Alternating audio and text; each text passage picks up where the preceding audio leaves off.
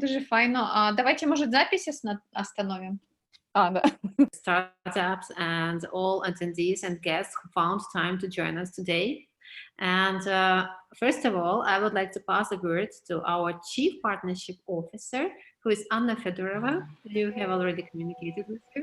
And so Anna will start from the part of organizers. In a sec, I'll share the presentation. Oops. Okay. Anna will tell us more what is Startup.Network and what are Unicorn Battles and how we all came to organizations such events like this. How do you know what I will be talking about? I guess. Good guess. Do you see my screen fine? Yes. Wonderful. Ladies and gentlemen, I would like to greet every one of you at the Coronavirus Battle Africa. And on behalf of the top management of our company, I'm really glad that all of you made it today. And we are broadcasting to over 63 countries, and we're audible to the audience of more than 5,000 people. So everyone is welcome to Coronavirus Battle Africa. And all our events are happening thanks to our sponsors, our global platinum sponsor, Network VC, California Seed Fund, and ICU. ICU is a Kiev-based venture capital fund that invests in technology companies with strong ties to Ukraine and Eastern Europe, making late seed and Series A investments across the tech spectrum. ICU Venture is a part of ICU Group, an independent asset management company founded in 2006 by senior management professionals from ING. It's one of the largest and most diversified asset management companies in the CE region. And Silicon Valley Syndicate Club is our global silver sponsor. And I would like to remind you that the winner of today's battle will be going together with us to the Silicon Valley. It will be a gala event that we will have in Computer History Museum on July 30th, when all the limitations in the United States will be eliminated. And we expect a lot of guests from all over the world. And we started doing in the first quarter of this year in 25 countries, our local preliminaries, and 50 major cities were covered by us. And we are going to have a lot of guests, investors, venture capitalists joining us for our Unicorn Cup. So I would like to welcome you to be our partners and sponsors and go together with us to the Silicon Valley. And of course, I would like to introduce you to our company, Startup.Network. That is not only the marketplace, but it is an ecosystem. It's ecosystem for everyone. Startups can grow into businesses here, promoting themselves and finding good funding from the investors, who are, on their hand, can find startups to invest in and fund them directly within our network. Professionals can make money by being our partners in various sectors, and corporations can search and implement innovations through our network.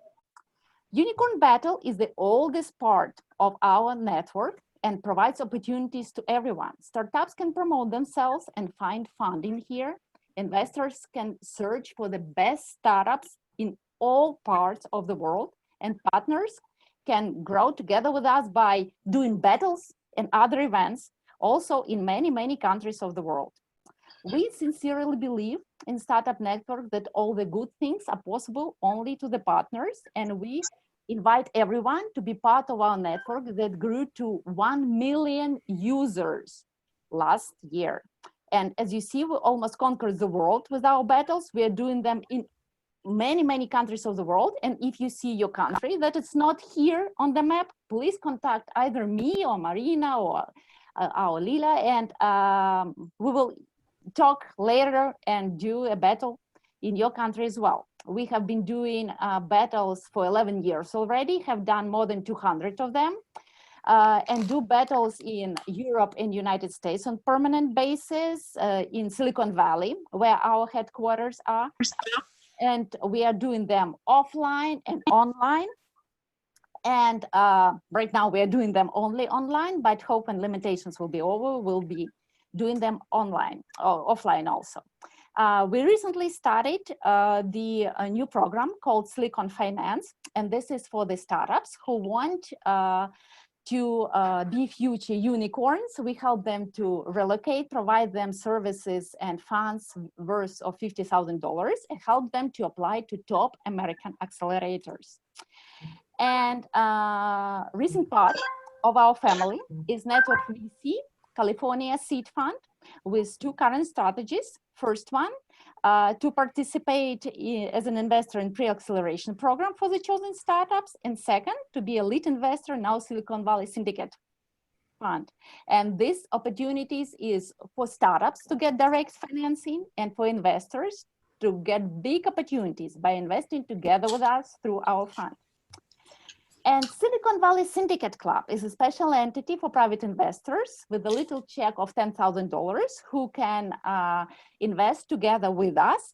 And also it's an opportunity for startups who can get investments from our Silicon Valley Syndicate Club, and for investors who can follow us when we lead the round, and for the partners, because every one of you can lead the chapter in your region and be our partner for Silicon Valley Syndicate Club. And the VC House is a closed online community and network created exclusively for VCs, where they can exchange deals and where they participate as a lead investor. And what is more, this is also a platform for specialized offline events where VCs can find investors for their fund.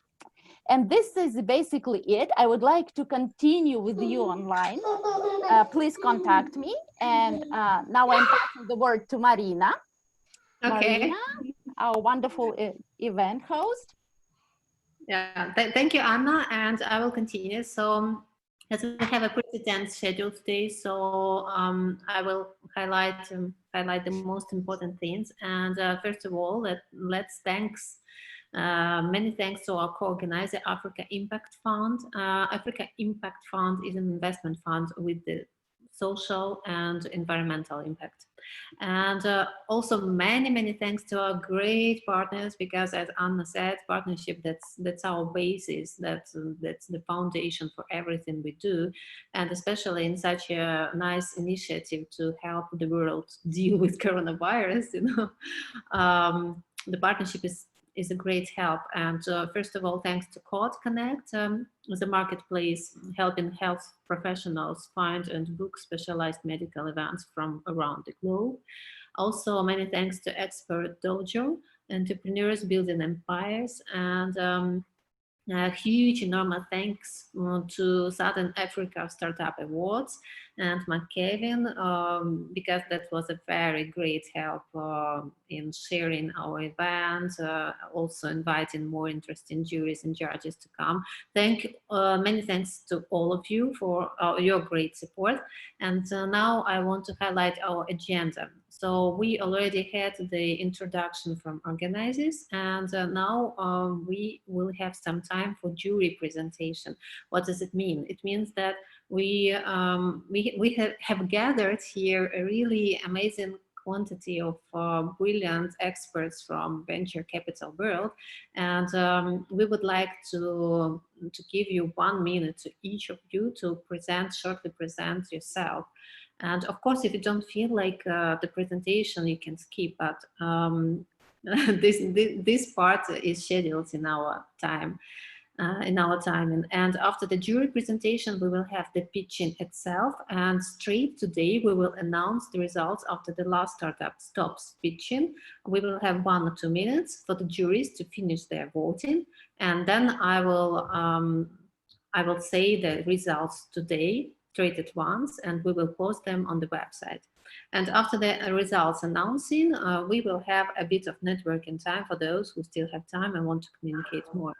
So now we proceed to jury's presentation, or performance, sometimes we say. And I would like to start from the founder of Startup.Network, who is Alexander Soroka, and who is here with us today. Alexander, hi. Hello, Marina. Do you hear me?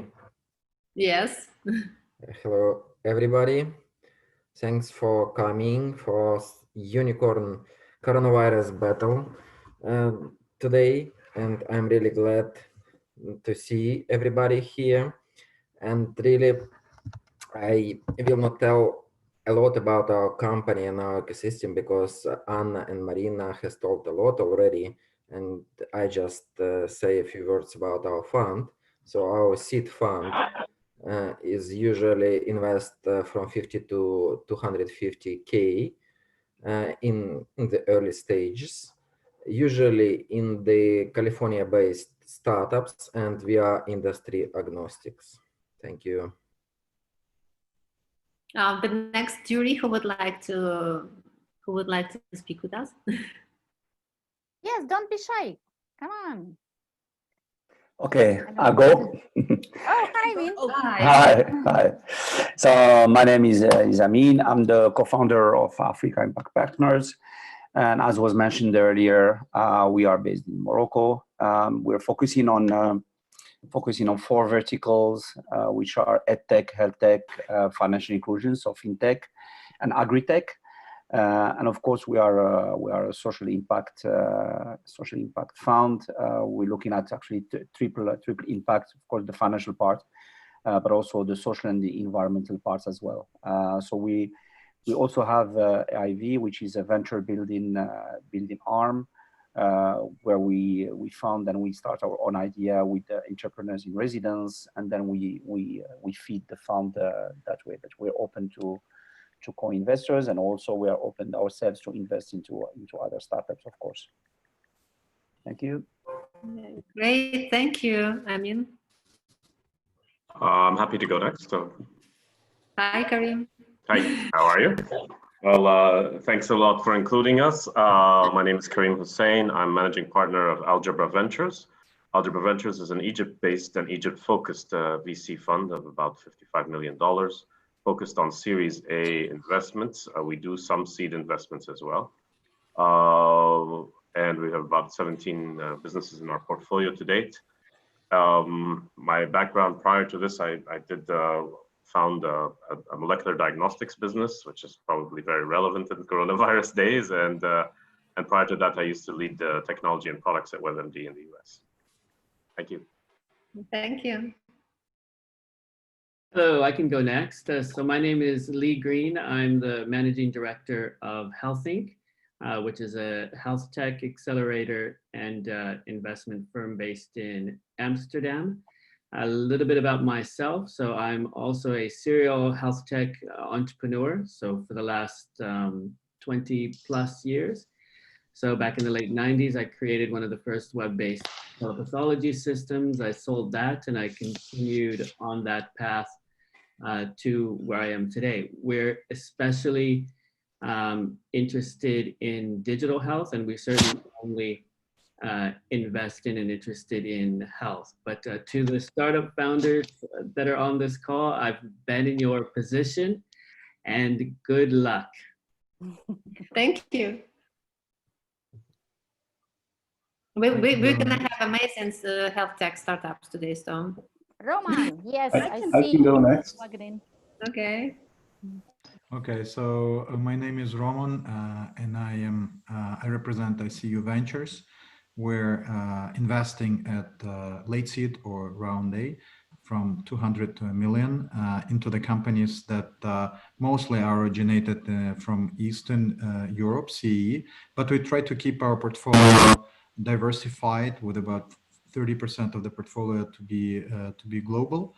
That's why I'm here, very excited to be part of that event. This is the fourth continental coronavirus battle that Startup.Network is organizing.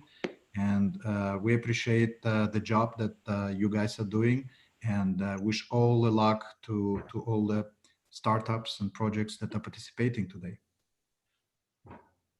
Thank you. Thank you, Roman. Hi, I'm Dr. Ruchi Dana. I'm a doctor and a Stanford MBA. I represent Dana Family Office. We invest mainly in early stage and pre-IPO deals. I'm here in Dubai today. And as a doctor, I'm very excited to see the new innovations that that will be participating in this battle. In the COVID-19 situation, we already invested in a couple of startups, so I'm really excited to see what's coming up. Thank you. Thank you. Okay, I go next. My name is Kayode Temenu. I'm a vice president focusing on operations for Cardinal Stone Private Equity, also known as Cardinal Stone Capital Advisors. We're based in Lagos, Nigeria, but we invest in both Nigeria and Ghana. We are first-time fund managers. Today, we have about $75 million under management, and we are sector agnostic. Health sector is one of the key sectors we look at for investment as well. So I'm happy to be here. Appreciate the good work you guys are doing. I look forward to enjoying the bright ideas that will help to push out the coronavirus scourge from the world. Thank you. Thank you, Kaya. I'm happy to go next. Yeah, hi. Hi, my name is David Ogundekwa. I'm the founder and CEO of Phenomenal Group, an alternative impact investment company. We focus on very early stage, pre-seed, pre-revenue companies that are yet to achieve their proof of concepts. And we have a special appetite for at-risk business models, and we provide human capital and finance as well. We have companies in South Africa and Nigeria, and healthcare is one of the verticals that we're very much interested in. And I'm happy to lead the startups here. Thanks. Thank you. I can go next. So my name is Chibuzor. I co-founded Kernel Fund, and we're sort of like a early stage, seed stage fund collective, if you will.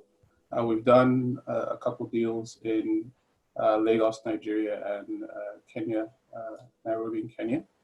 And prior to that, I worked as an engineer at Microsoft for quite a bit, moved back to Nigeria, and happy to be here. Nice. Thank you for joining us. I am happy to do next. Hi. Cool. So my name is Novuyo Mambi. I work for Foster Capital in Dubai Internet City, and I'm the regional partner for the South Africa office. And essentially what we do in this space is that we co-invest funds from seed to Series B, up to ticket sizes of up to $2 million. We're sector agnostic, and we like to provide technical co-founding capabilities to startup entrepreneurs, and currently run two programs, a startup and a scale-up program that effectively helps startups, I guess, build their business from MVP to sort of a product.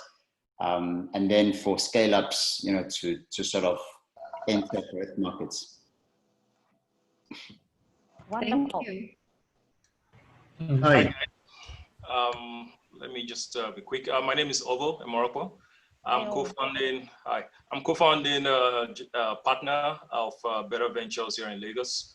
We are a seed to Series A VC fund, focusing on opportunities in the Nigerian space. So we invest in companies that operate or have operations or plan to operate in Nigeria only.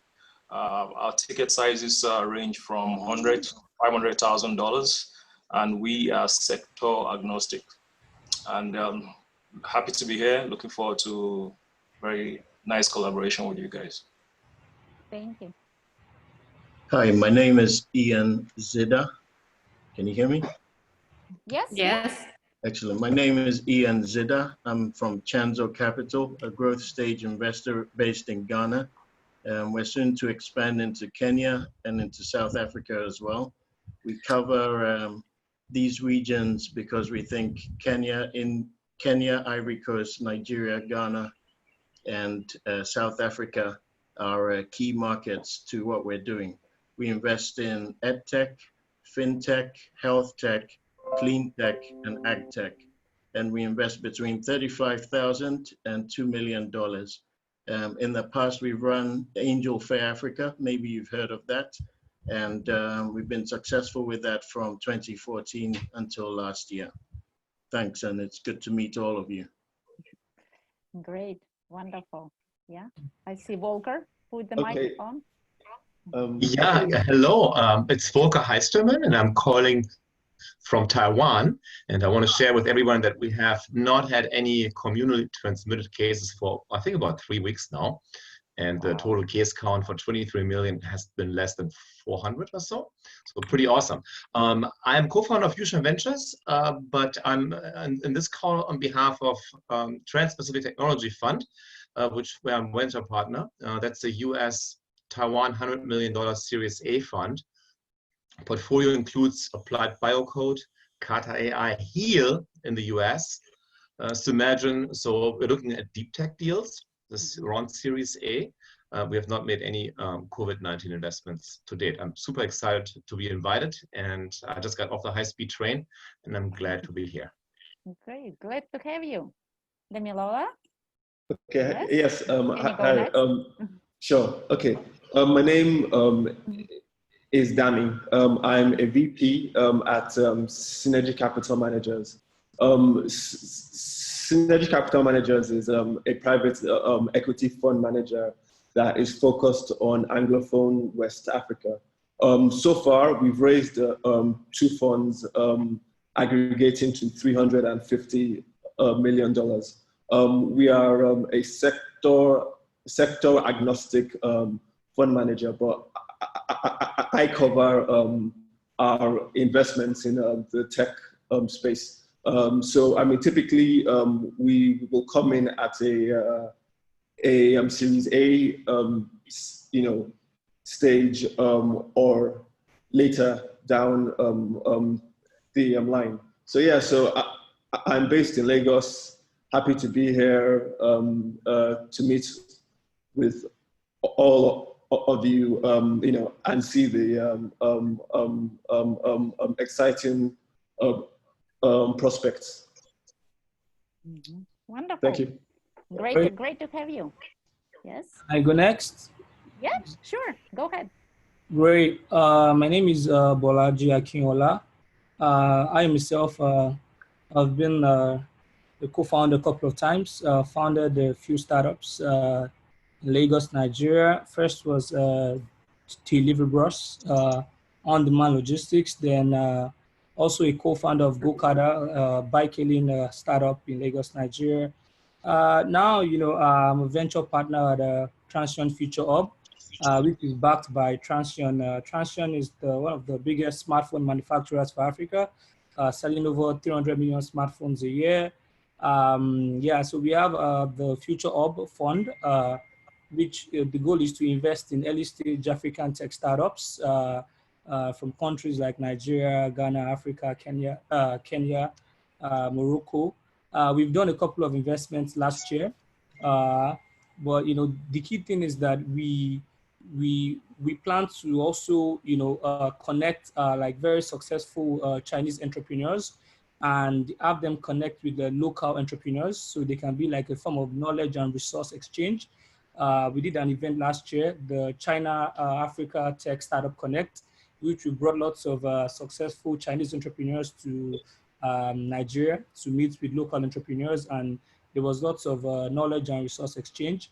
Currently, apart from the funds we give, we are focused on very early stage tech startups. We give from $20,000 to $50,000. But apart from that, we have other Chinese investors that do follow-up funding to the people who invest. Their ticket size is about $100,000 to $250,000 for startups that we've already invested in, and they just come in and do the follow-up fund. I'm very excited to be here. The rest of my team, they're in Shanghai. They're also happy that we're invited to be a part of this great program to see new startups, and we're just here to hopefully we see something interesting, and we're just looking forward to it. Yeah. Hello everyone.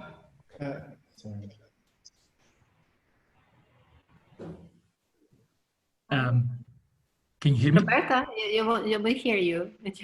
Oh, okay, sorry. Hello, everyone. I'm Roberto Croci. I'm Managing Director for Microsoft for Startups in Middle East and Africa. So we work with startups usually from seed stage to Series B and C and help accelerate both on the technology and the business side.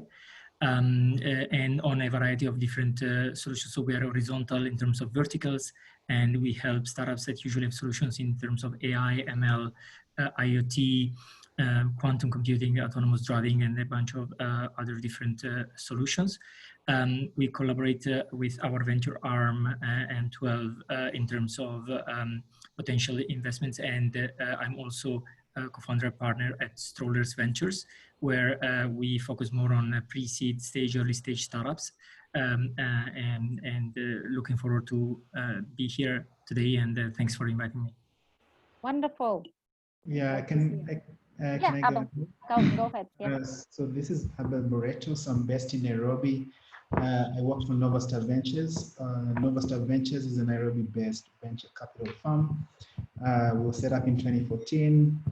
We've invested in about 18 companies in East Africa and West Africa. Our typical ticket sizes are anything from $500,000 to $3 million, but we can invest up to $10 million, you know, depending on how the company is doing. So I'm very happy to be part of this, and you know, hopefully we can find and connect with some of the entrepreneurs. Wonderful. Great. Towards me. Okay. Who's brave? Can I? Please go ahead. So who's going next? Okay, I will introduce myself. Yeah, My name is okay, Anton. go ahead. Thank you, Anna. So I'm really appreciating Anna and Marina for inviting me. I'm not a VC, but I'm a software engineer, and our company, Platinum Engineers, we have roughly 80 engineers, and we are working in AI, big data. And here as a judge, we can judge software part of startups, how feasible, how doable what they promise to do in terms of software engineering. So thanks so much for inviting me. Great. Can I speak now? Yes, sure, yeah. Yeah, hi, McKevin. Hi, Marina. Hi, everyone. My name is McKevin Ayaba. I am a startup ecosystem builder, the CEO of a Set Up a Startup. And it's the umbrella company or umbrella organization of the Southern Africa Startup Awards. I am also the Africa partner for the Global Startup Awards.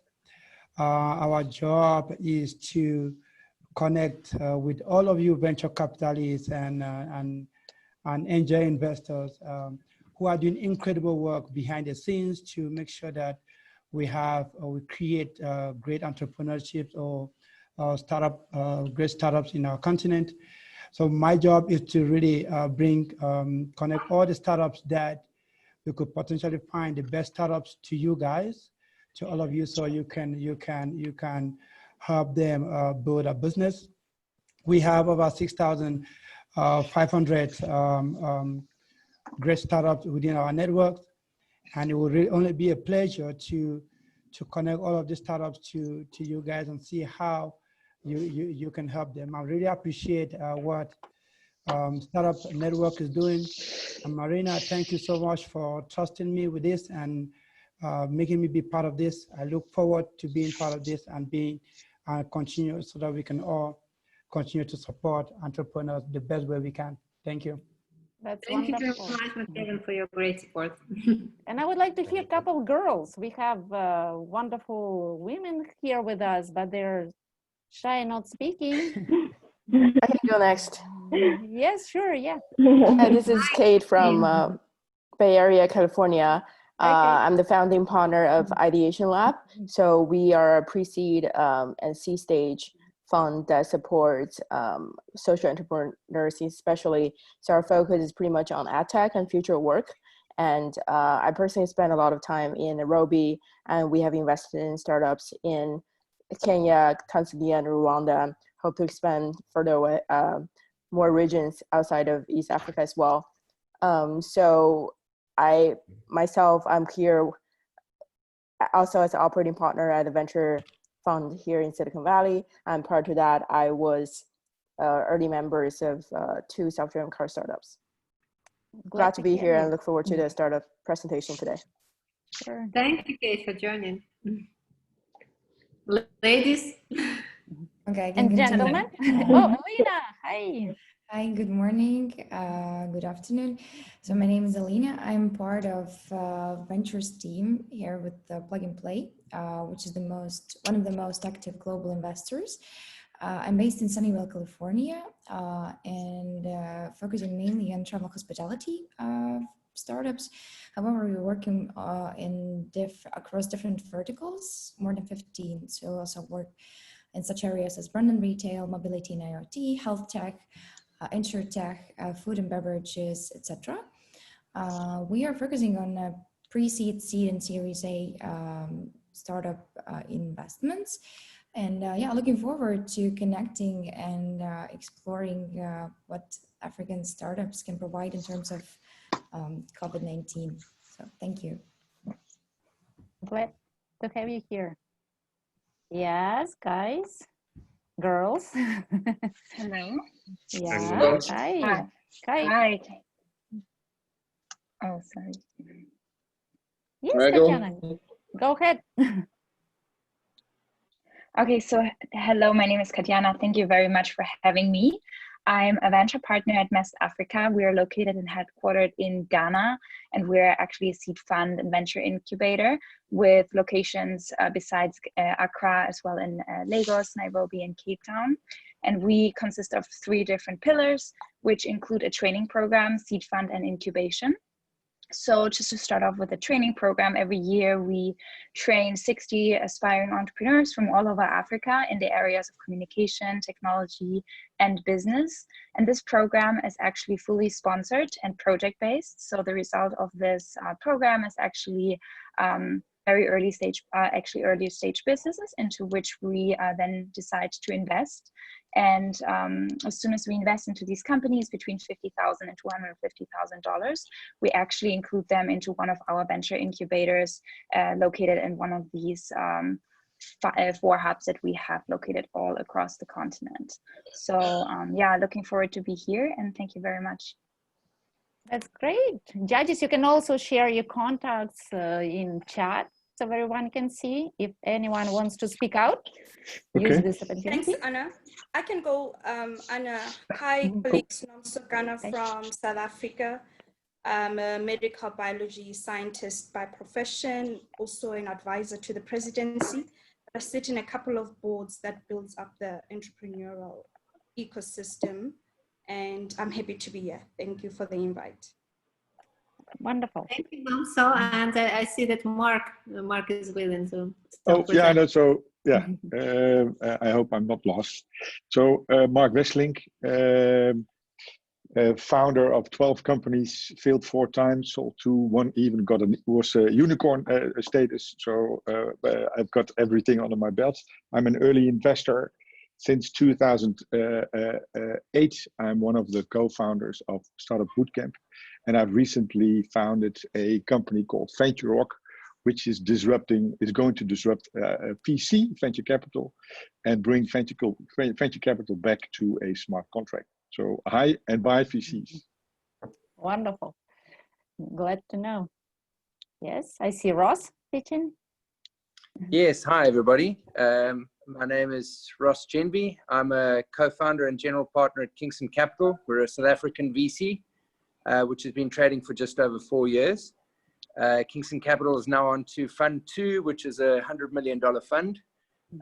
We've succeeded in securing an anchor investor for Fund 2 from the US, a fund based in Silicon Valley area. And really we aim to bridge the gap between African startups and US investors over time. At the moment, we have a focus a lot more on South African startups, but we are moving towards a more pan-African strategy as we start closing Fund 2 in terms of liquidating or putting liquidity into that fund. We invest in early stage, so seed up to Series A, and focus on tech-enabled startups. We refer to it as tech-enabled startups with a particular focus on fintech, health tech, and manufacturing tech. Thanks very much. Glad to have you here. Yes. Hello, everybody. Hi, Mohammed.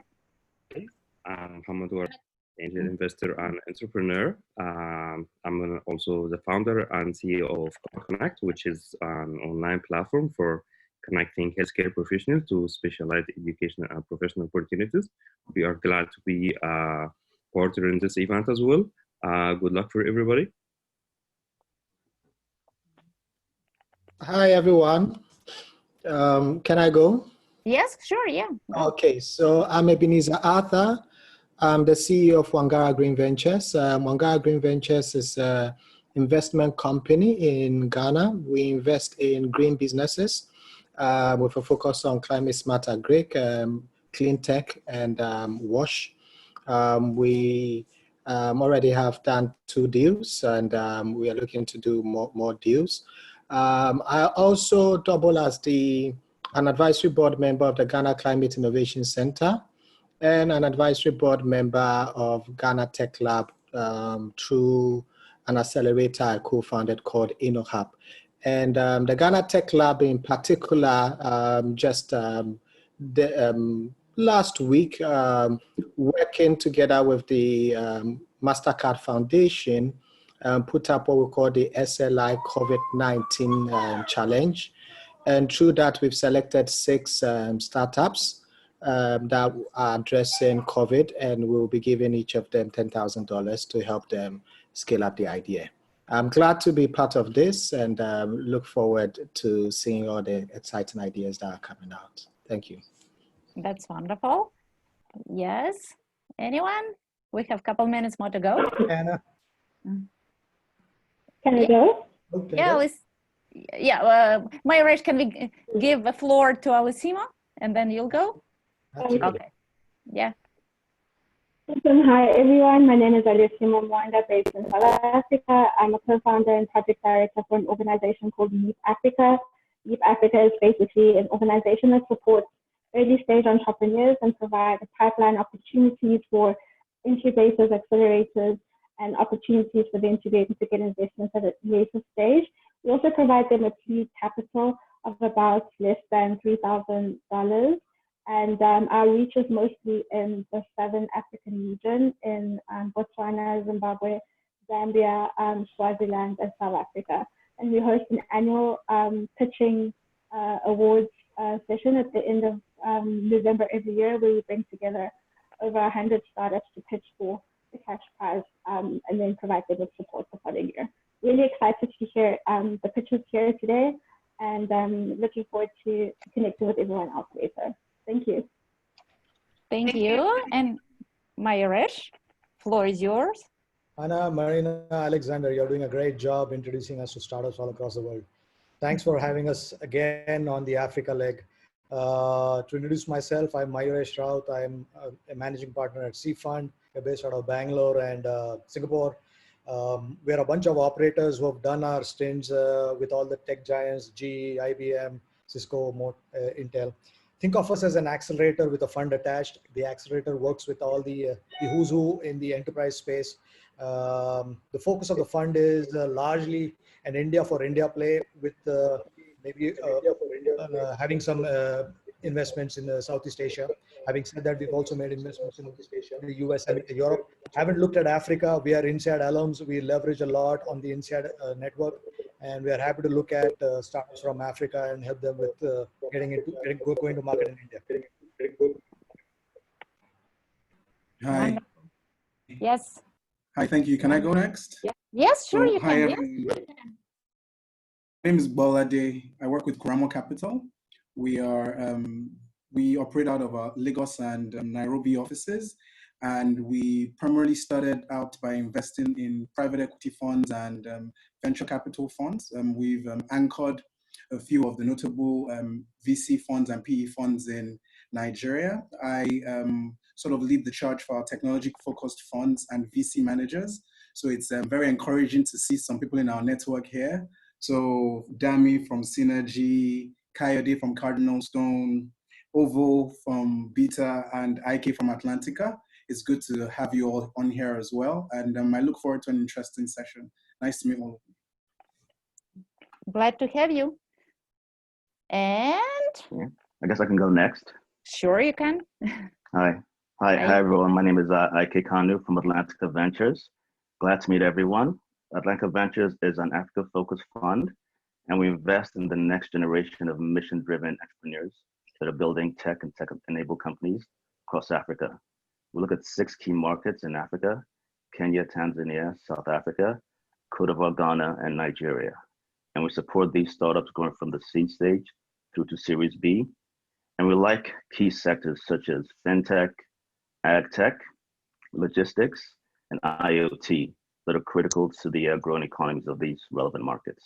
A pleasure to meet everyone. Thank you. Thank you. Glad to have you here. I'll jump in. So this is Philip Kirikoff. I'm the CEO and co-founder of Startup Bootcamp Afritech.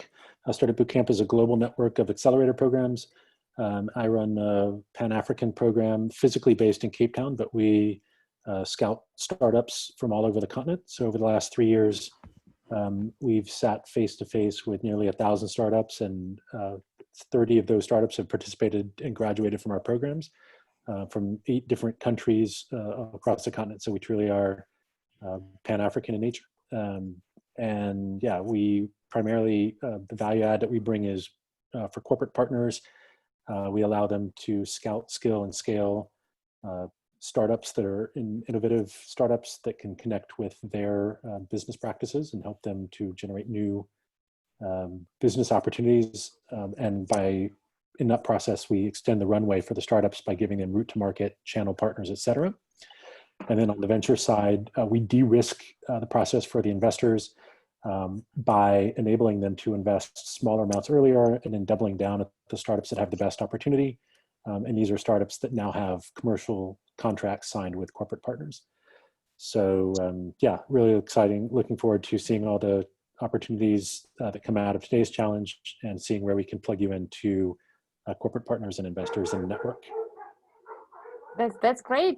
Glad to have you here. And I would like to remind everyone that we are live broadcasting on Facebook. The link is in our chat. You can spread it through your community so your friends and relatives all over the world can see you, what you are doing right now. And can I go next?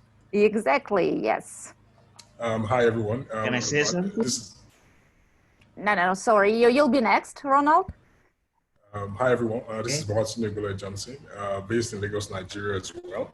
I currently work at the intersection of healthcare and supply chains. So really excited to see what the startups have to share today in the battle against coronavirus. So I work at the Africa Resource Center for Supply Chains, supporting African governments to think about transformation for their supply chains across the continent. I also moonlight as a partner and investor at Le Blue Ventures. We have co-founded about 2 startups in the last 6 or 7 years. Really excited to meet everyone. Looking forward to a great session today. Great. Ronald, yes. Hi, everybody. Yes, I am very happy to be part of this team here today. Ronald Kawoyo is my name. I'm from Uganda. And I am the director, Human Nature Projects, Uganda. I work with the youth in Uganda in so many aspects, and I am a leader in the country too. I am happy to share with you, and I hope to really share good experiences with people from different cultures and countries so that we see how we overcome the challenge of COVID-19. Thank you. Thank you. Anyone next? Yeah. Okay, can I join? Yes. Yes, come on. All right. Hello. Hello, Marina. Hello, everyone. My name is Paul Adams Peters. I'm the Managing Director and CEO of Capital Portfolio and Investment Systems Limited. We're headquartered in Port Harcourt, Rivers State. We offer retail venture capital and sustainable financing services. We are into private equity too, and we provide third-party financing capital for investment projects. And I look forward to the pitches by startup founders. Glad to be here. Thank you. Wonderful. We have really great startups awaiting. So we have a couple more minutes to go and a couple more judges who would like to introduce themselves. Yes. This is Jordan. Jordan. Oh, yeah. Good morning to you. And hello to my fellow folks in the South Bay, Sunnyvale and Kate. First, Eid Ramadan Mubarak to those who are observing Ramadan. I know it's a tough time for you right now with the corona and all these things. So you're going to get double the points. I promise you that.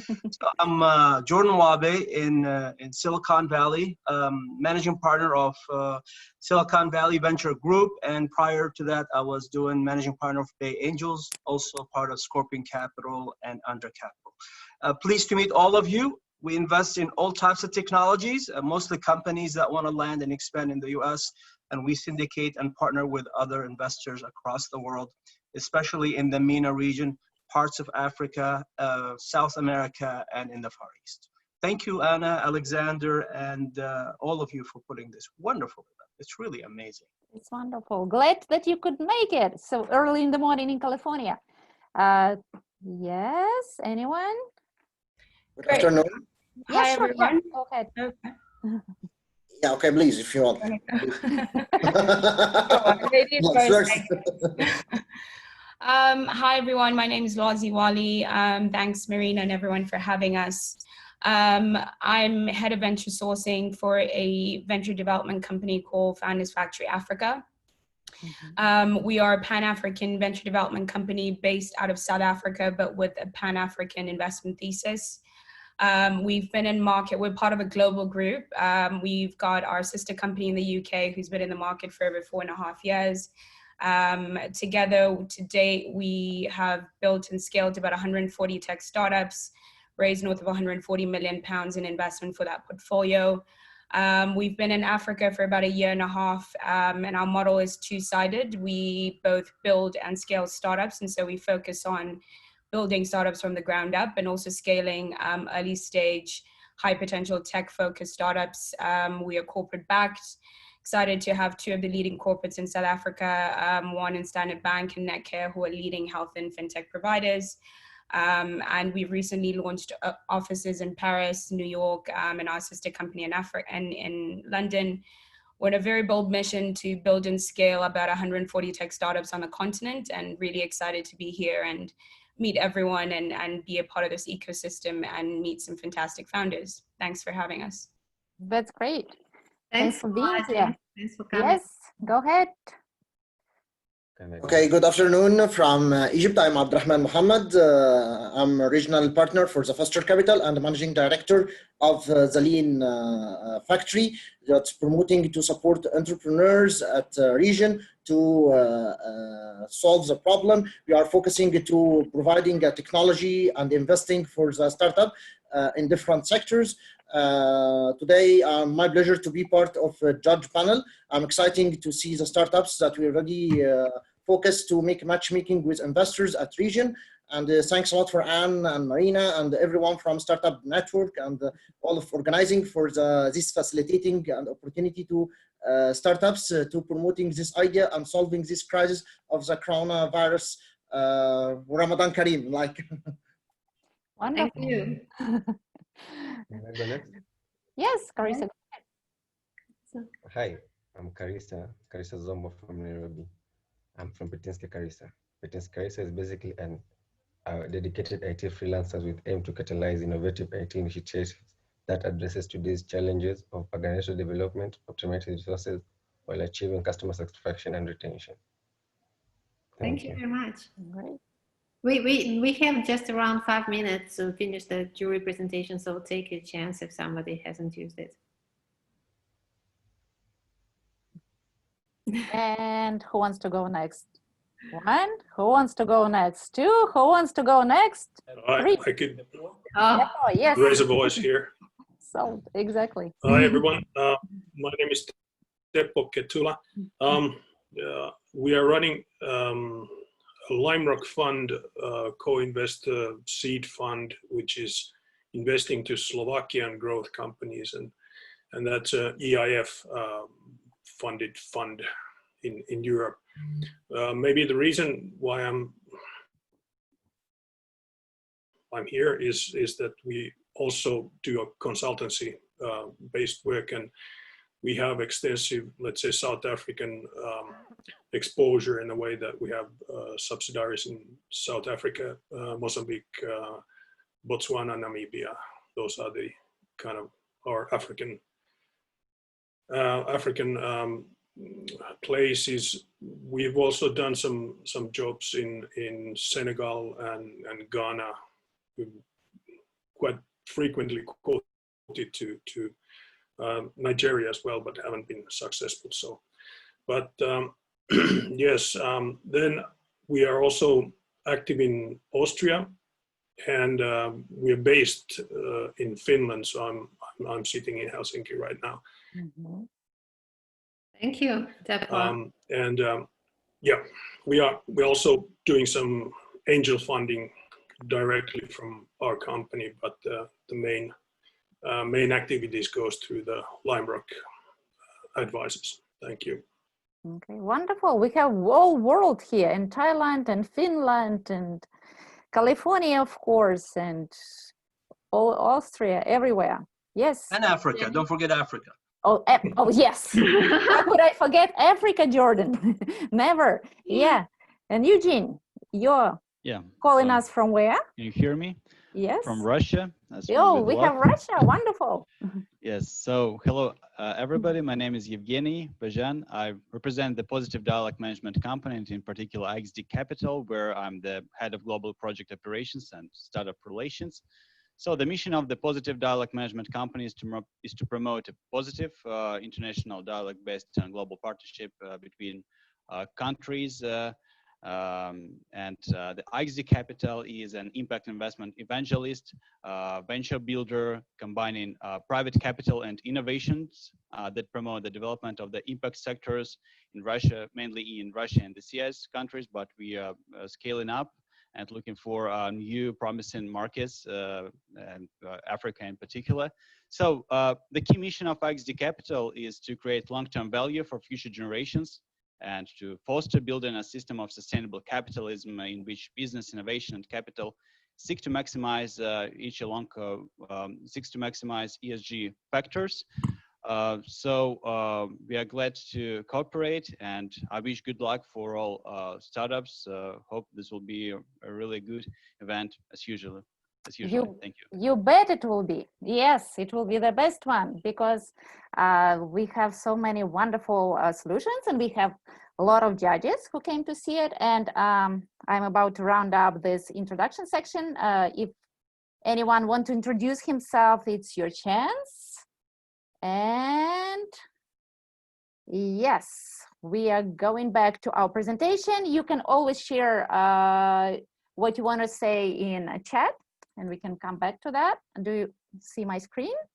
Marina, the floor is yours. Yeah, I'm again taking the words. So as far as we have explained before, each of us has the jury, each of us has the voting link, and you click the voting link. It's personal, and you go to the landing page. You see your profile there, and you just need to scroll down, and you will find all 12 startups exactly in the order that they gonna be pitched today, and gonna do pitching today. And so you can evaluate them starting from 1 till 5.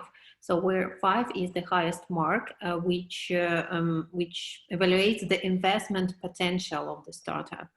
So we are mostly evaluating the investment potential. And also, not only jury can vote today. Our dear guests and attendees have also the voting rights. So you're welcome to visit our landing page, like the event page. And if you register, you will have the access to put likes under each startup, and you can just put likes to those startups which you like the most, and we will see by the overall number of likes who got who was chosen to be the best one from the visitors and guests point of view. So, and now we finally start our pitching part, and so here we are. We have our great startups, and the first one will be Afia Record. This is a consumer-driven AI health record management platform, and these guys, John, you're having the floor right now. Hi, John. Hi, how are you, Marina? Great. Nice to hear from you. So you're the first answer. This is the most challenging. So thank you very much, judges. I'm glad to be here. I hope everyone can hear me. yes, we hear you, and the timer is on already. Okay, so I'm just going to go into what we are real quick. Afia Record. I'm sharing my screen. Afia Record is a consumer-driven health platform, and basically allows us to create value for consumer and give them access to store, own, and manage their own health record in real time. And that also allows them to be able to use the same health record to access information and also access healthcare any given time. We don't see your screen, is it? The way it's I'm trying to share my screen. Nope. Not yet. Okay.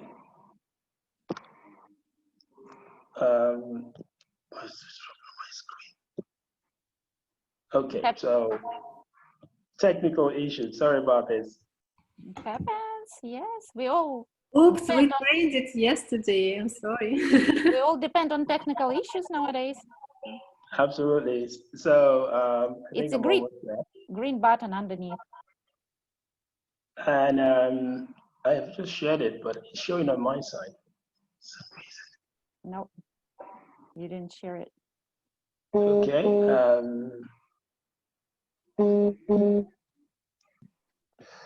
So, 1 second. Yeah. Well, maybe we should start with the second one. Yeah, I think we will start with the second one, and you will be just you can join us the last after the 12th startup. Okay, John? Okay. Yes. Try to fix your question, your issue, and so number 2 startup. Please greet. We have our clinic, a digital health platform, and Tavatswa, we are welcoming you. You have the floor. Yeah, okay. Thanks, Marina, for having me. I'm live from Zambia, and let me share my screen for everyone to see it. Okay.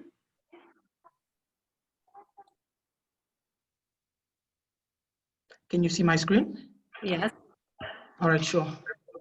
So I don't know if I can start or I need just to introduce myself for now.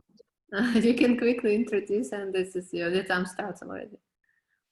Okay, fine. So Dawa Clinic is a digital health platform that's currently focused on maternal health, and we're looking to expand to other areas as well. I can start now? Yes. Present? Yes. All right, sure. Okay, so just a background story. This is my cousin, Vimbai. We literally grew up together as twins. She got married last year, and now I'm a proud uncle.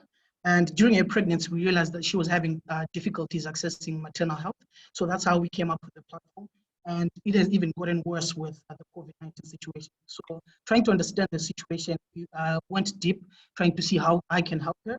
Then we realized that in Zimbabwe and Zambia, there's no active surveillance system that's for COVID-19. But also vulnerable members of the population, like pregnant mothers, don't have access to good quality antenatal care. And about 1.3 million mothers that's combined in Zimbabwe and Zambia give birth annually, and about 17 die. And this can be narrowed down to the fact that only 29% have access to good quality antenatal care. So our digital health platform, it's reshaping access to maternal health, that's for pregnant and nursing mothers. And we also have a current system we've developed, which is a COVID-19 tracking and reporting system. It is accessible through these channels. So this is our smartphone app, which works together with a self-monitoring kit, where we give it to the mother. They can self-monitor things like blood pressure, things like urine, glucose, and other metabolites in the urine.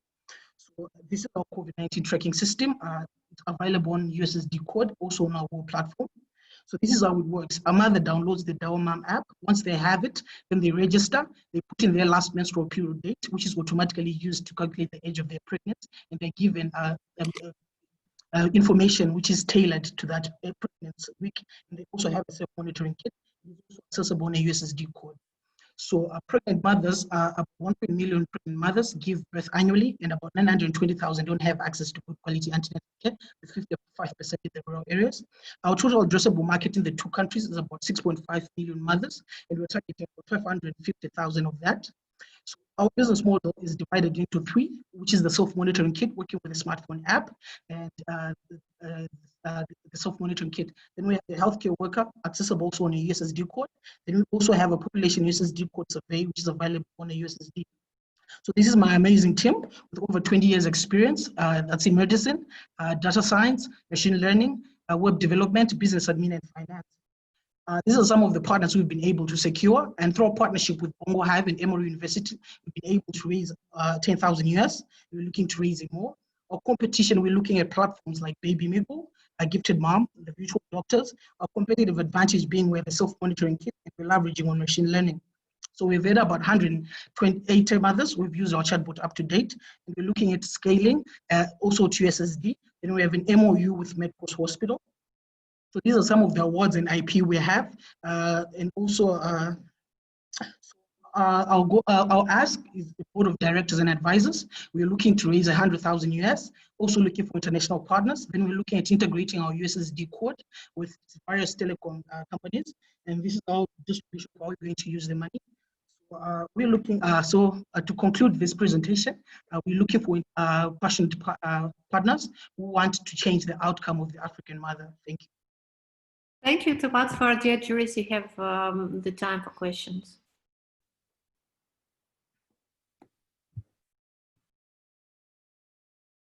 Any questions? I've got a question. What are key differentiated features of your application?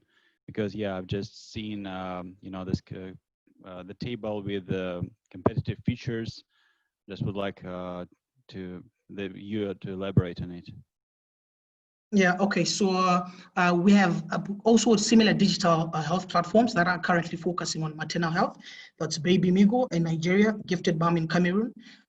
Then we also have virtual doctors. They're not a direct competition, but they're doing something in the digital health space.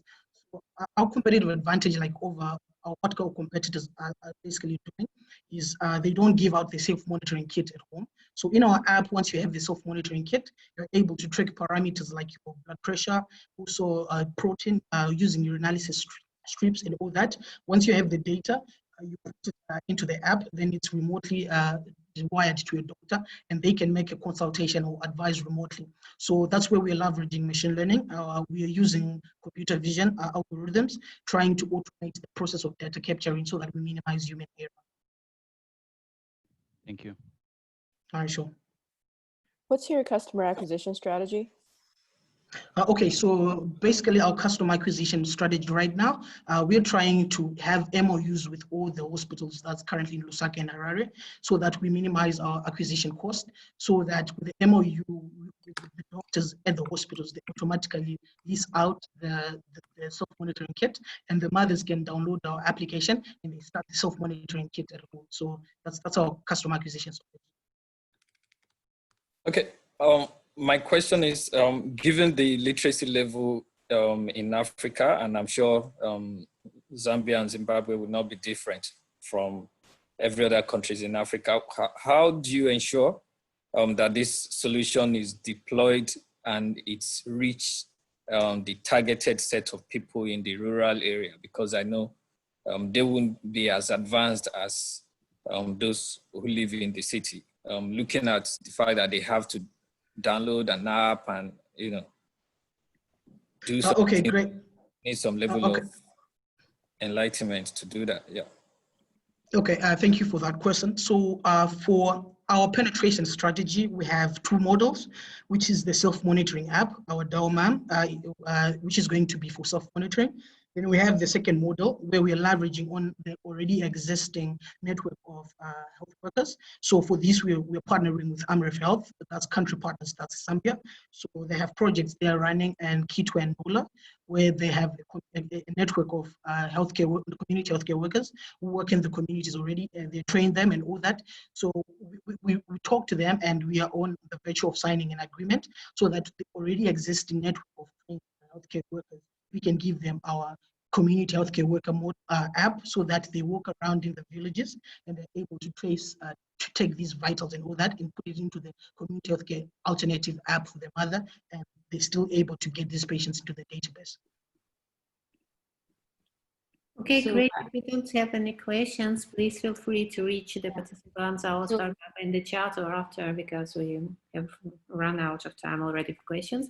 Many thanks to Tafatwa for a great presentation. And now another startup who's going next is 7Kima.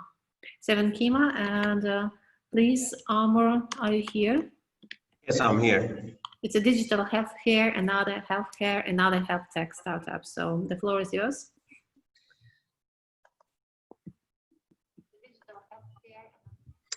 So hello everybody. So my startup is called Hakima, which is ISO certified company in health tech to improve the accessibility and quality of home healthcare. We are targeting several indicators and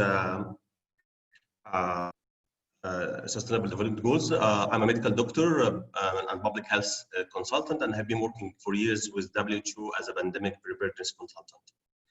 So when we're talking about people after discharge from the hospitals, or elderly people suffer a lot to find a reliable and trusted nurse coming to their homes to continue with the care after discharge from the hospital.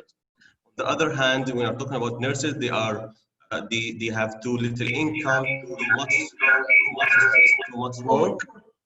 Okay, this is fine now because we have problems with sound. Now it's okay.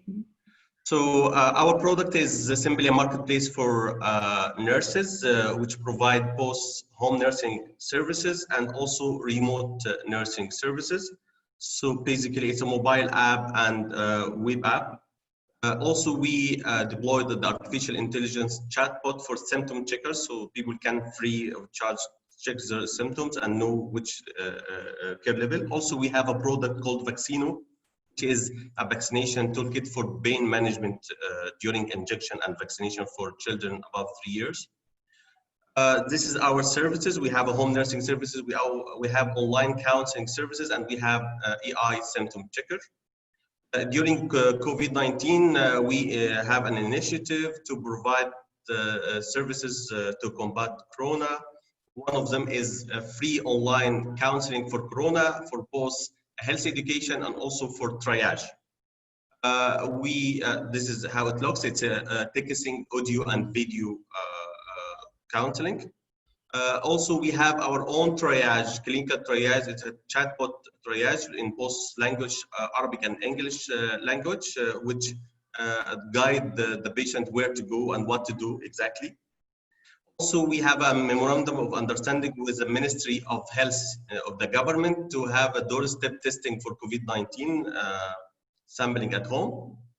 Also, we are doing screening services for big companies like Amazon warehouses here in Egypt, hotels, and some factories. When I'm talking about the home healthcare, it's $400 billion market size, and we are targeting almost $10 billion markets. Our business model is B2B2C. We have a partnership with Sanofi company, IQVIA, and multiple pharmacies and hospitals. We have different revenue models, commission, and also other business model. We are currently operating in Egypt and Nigeria, and we are now incorporating into Tunisia, Pakistan, and in the future we are targeting other MENA and African countries. We have been nominated. We won a lot of prizes like City Stars local prize and City Stars global prize for environment. We also have been selected as one of the top 10 African startups several times, 10 best Middle East healthcare startups. Also, recently we won the migration prize by Swiss Security Department. This is our team, a team of management, marketing, nursing, and technology. Thank you. Thank you, Amr. Now the questions. Any questions? Good morning, Amr. This is Jordan with in Silicon Valley. Amr, can you give me a quick rundown on your current traction in terms of revenue, usability, users, consumers, customers, just the numbers, boom, boom, boom. Yes, up till now, since we have been incorporated in late 2017, we have up till now 32,000 requests. We have more than 700 service providers on the ground. Our total revenue was $500,000. We raised we raised $600,000 in 2 rounds.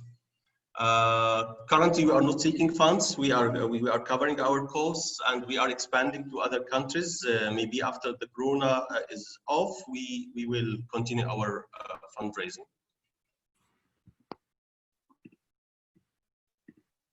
Okay, great. Anybody else has the question?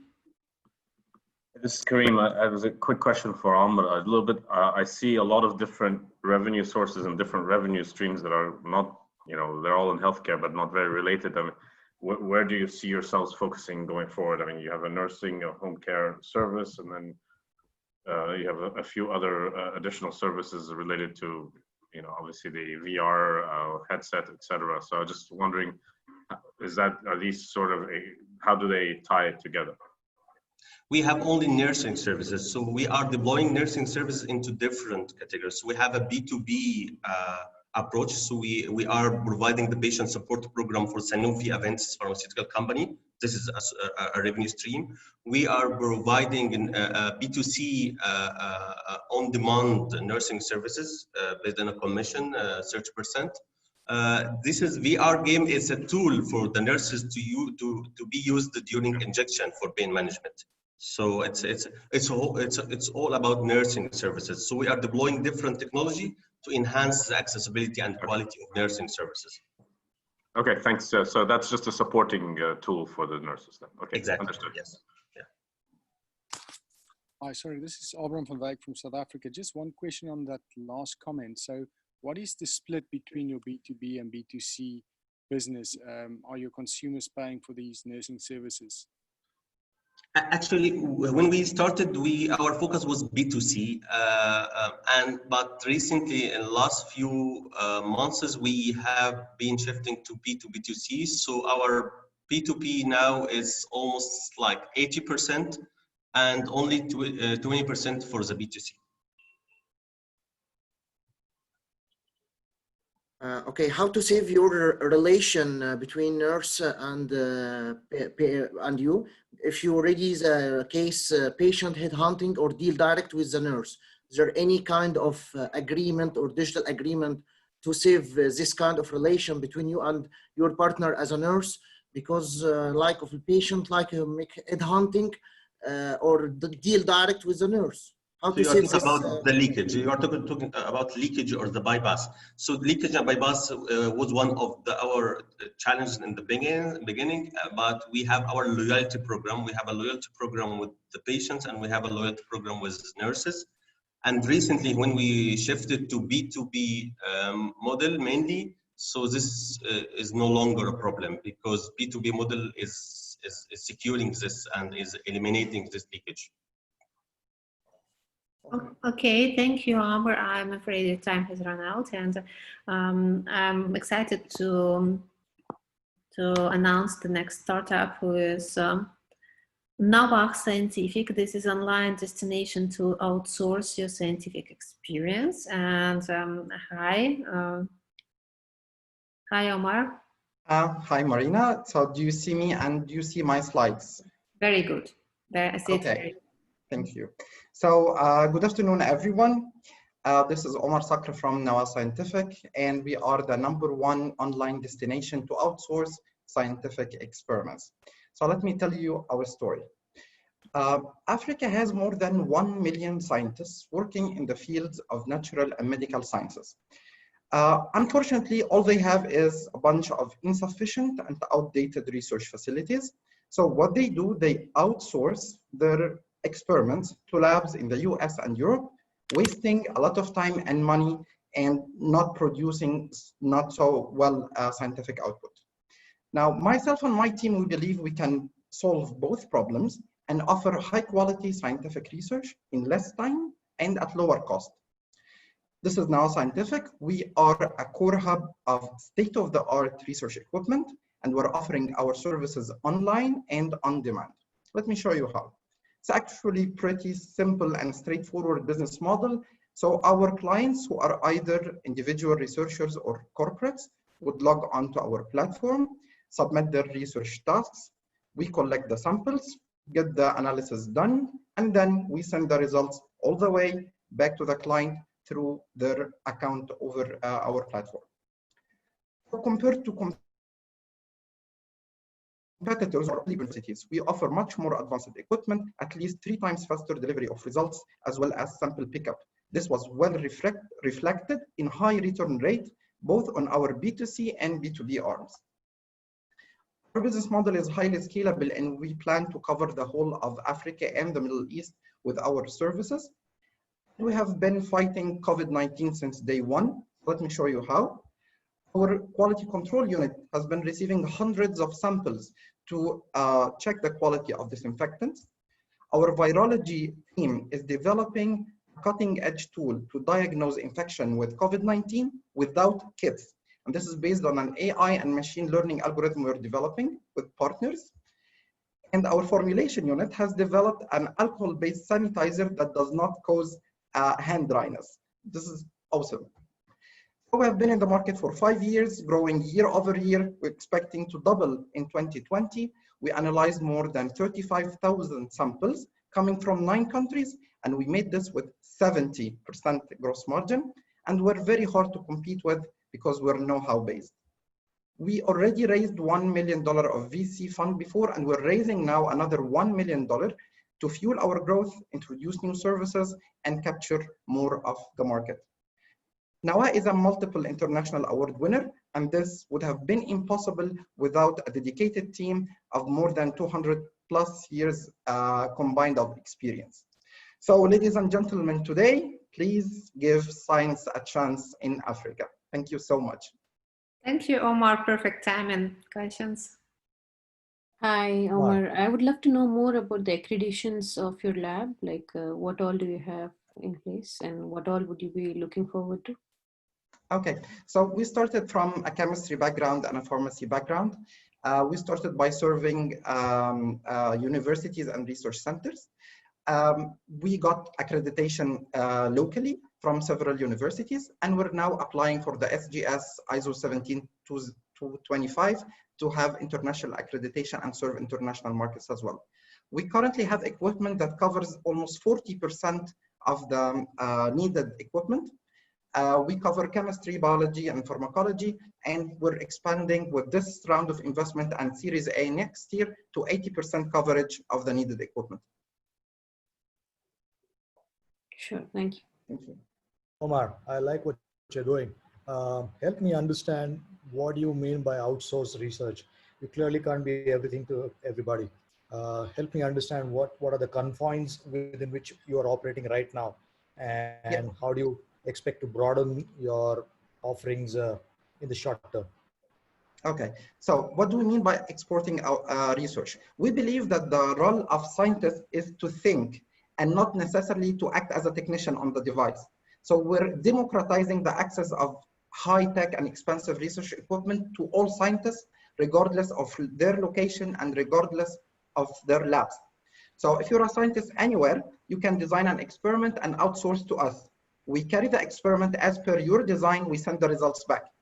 So this is on the B2C level. On the B2B level, companies are approaching us pharma companies are coming for development of new products, new formulations, cosmetics, companies are coming for analysis of purity of their chemical raw material, quality control of final products, checking counterfeit drugs, so many applications to cover.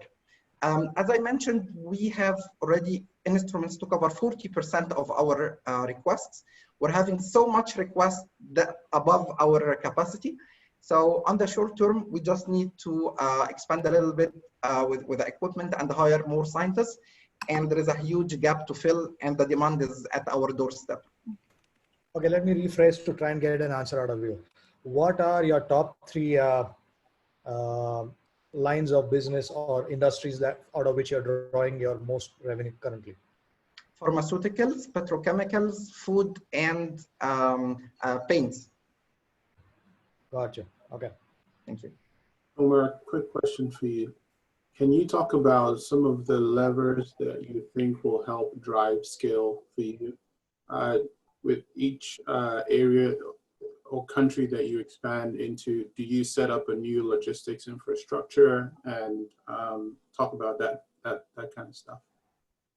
Thank you. Just love this question. So this is the beautiful part of our model. In fact, we do not have to build another infrastructure hub in each country we go to. Thanks to our platform, we only build one hub in a central country, and then the whole other countries would be served through collection offices. So just a couple of people collecting samples and sending them back to us. So as you can see here, we call it the office hub collection model. Sorry. Yeah. As you can see here, we only plan to build 7 hubs across the continent and Middle East to serve the whole African continent. Okay, Omar, thank you so much. Quick question, Omar. Curious to ask Omar personally in messages, and I have to pass the word to another startup who is going. So this is Clinic PESA and disruptive healthcare financing solutions. And the presentation will be done by how's your name pronounced correctly? Hi, everyone. I'm Ninja Crispinos from Clinic PESA. I'm going to share my screen. Sure. Okay, you can see my screen? Yes. Okay, so early preparedness for COVID tests alongside other treatments, normal treatments. Prior to COVID, of course, access to healthcare financing in the country has actually been very low.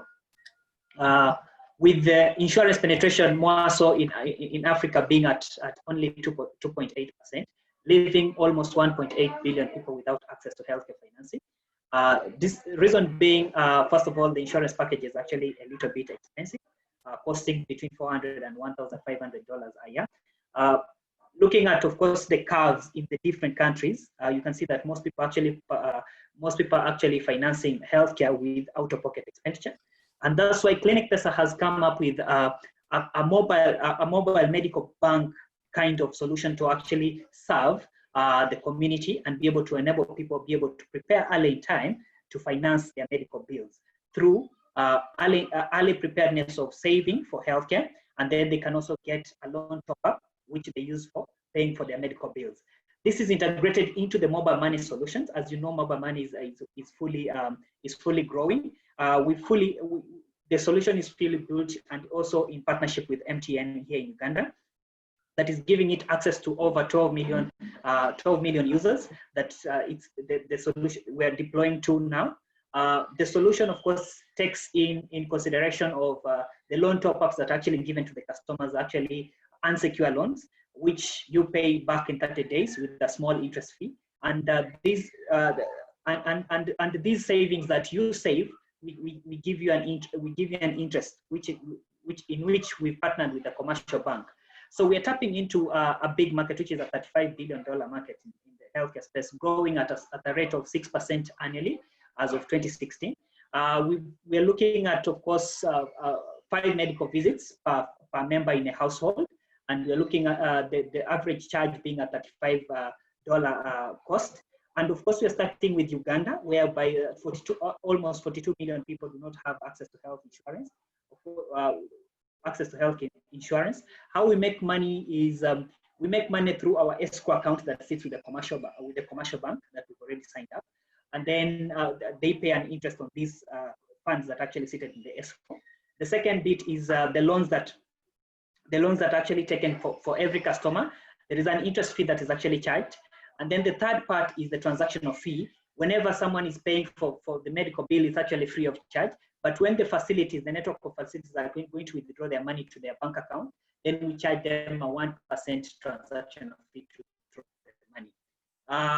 Of course, we have a great team of people who have actually been supporting, with me leading the team, and then my co-founder taking up the operations. We also have a great team of advisors and board that brings together over 100 years of experience to support Clinic Pesa to come into reality. So far, we've done pilots. We are now opening up the second commercial pilot in partnership with MTN, and before we can now be able to open the solution to their 12 million customers also using mobile money to start accessing the service. We've also partnered with the commercial bank that is paying an interest of 7% on the escrow funds. That means the escrow funds, we mean the whatever money is in our ecosystem.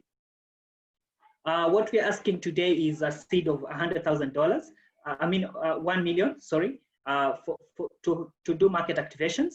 Also to help in part of it is going into the lending capital, because we've fully acquired the licenses for lending on the loan top-ups that we're extending to the consumers.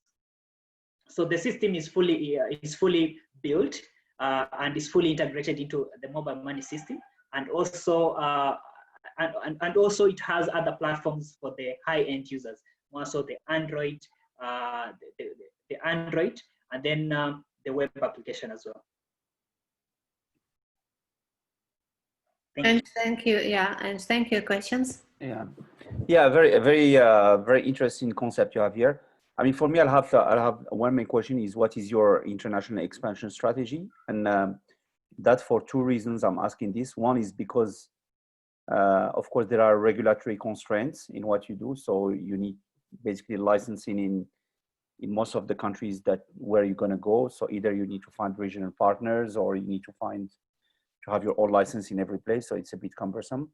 And the other thing is that I'll be interested to see the split in revenues, because if a good portion of your revenues is interest-based, meaning what you get from the banks for the escrow, for the floating, then you have a number of countries where interests are getting quite low actually. So is it going to be as profitable as you think once you start expanding beyond the high interest rates countries?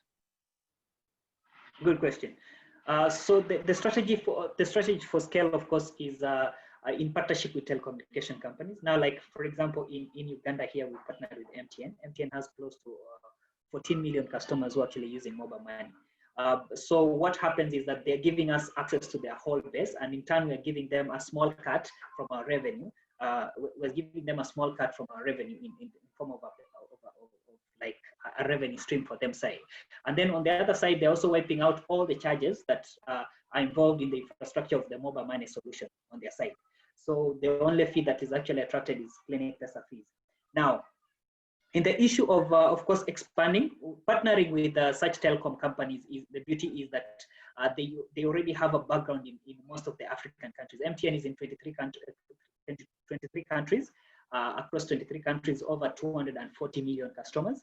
And so the beauty here is a replication of the same model to the other countries.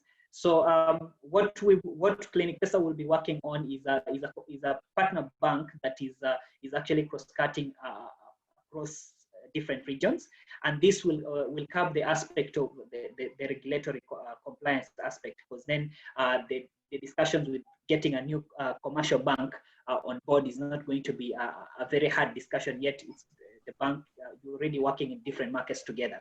So the other aspect on the licensing of Clinic Pesa's lending leg, the lending license is an easy one to acquire in the different markets, and the regulation is not so tight on it as compared to the banking license. if someone is actually going to run a banking license. So looking at the way Clinic Pesa has been structured, it gives room for scale, as well as it gives room for navigating the regulatory compliance. Can I ask a question? This is Kareem. How are you managing loan defaults since you're saying these are unsecured? How do you credit score the customers, etc.? So how are you managing loan defaults? Good question.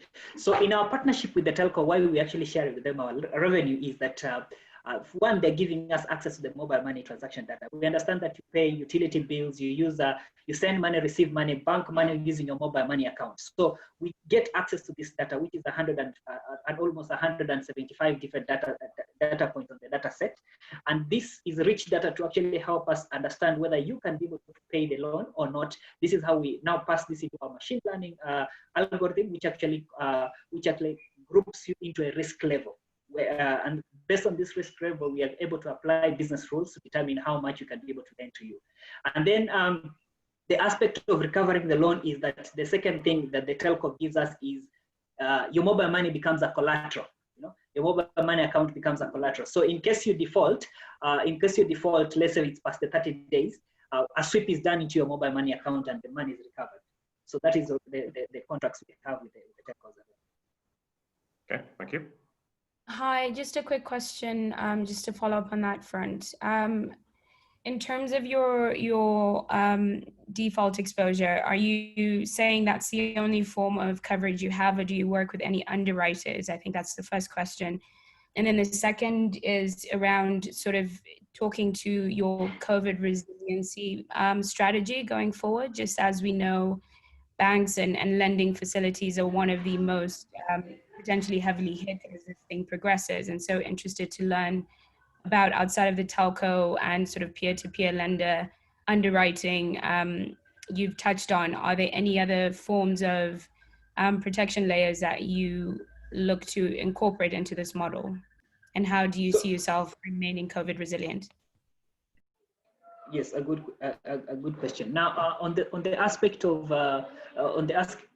lending, on our side, it's because we are both taking the savings and the loans actually coming as a top up on what you've so far saved to actually fully complete the bill.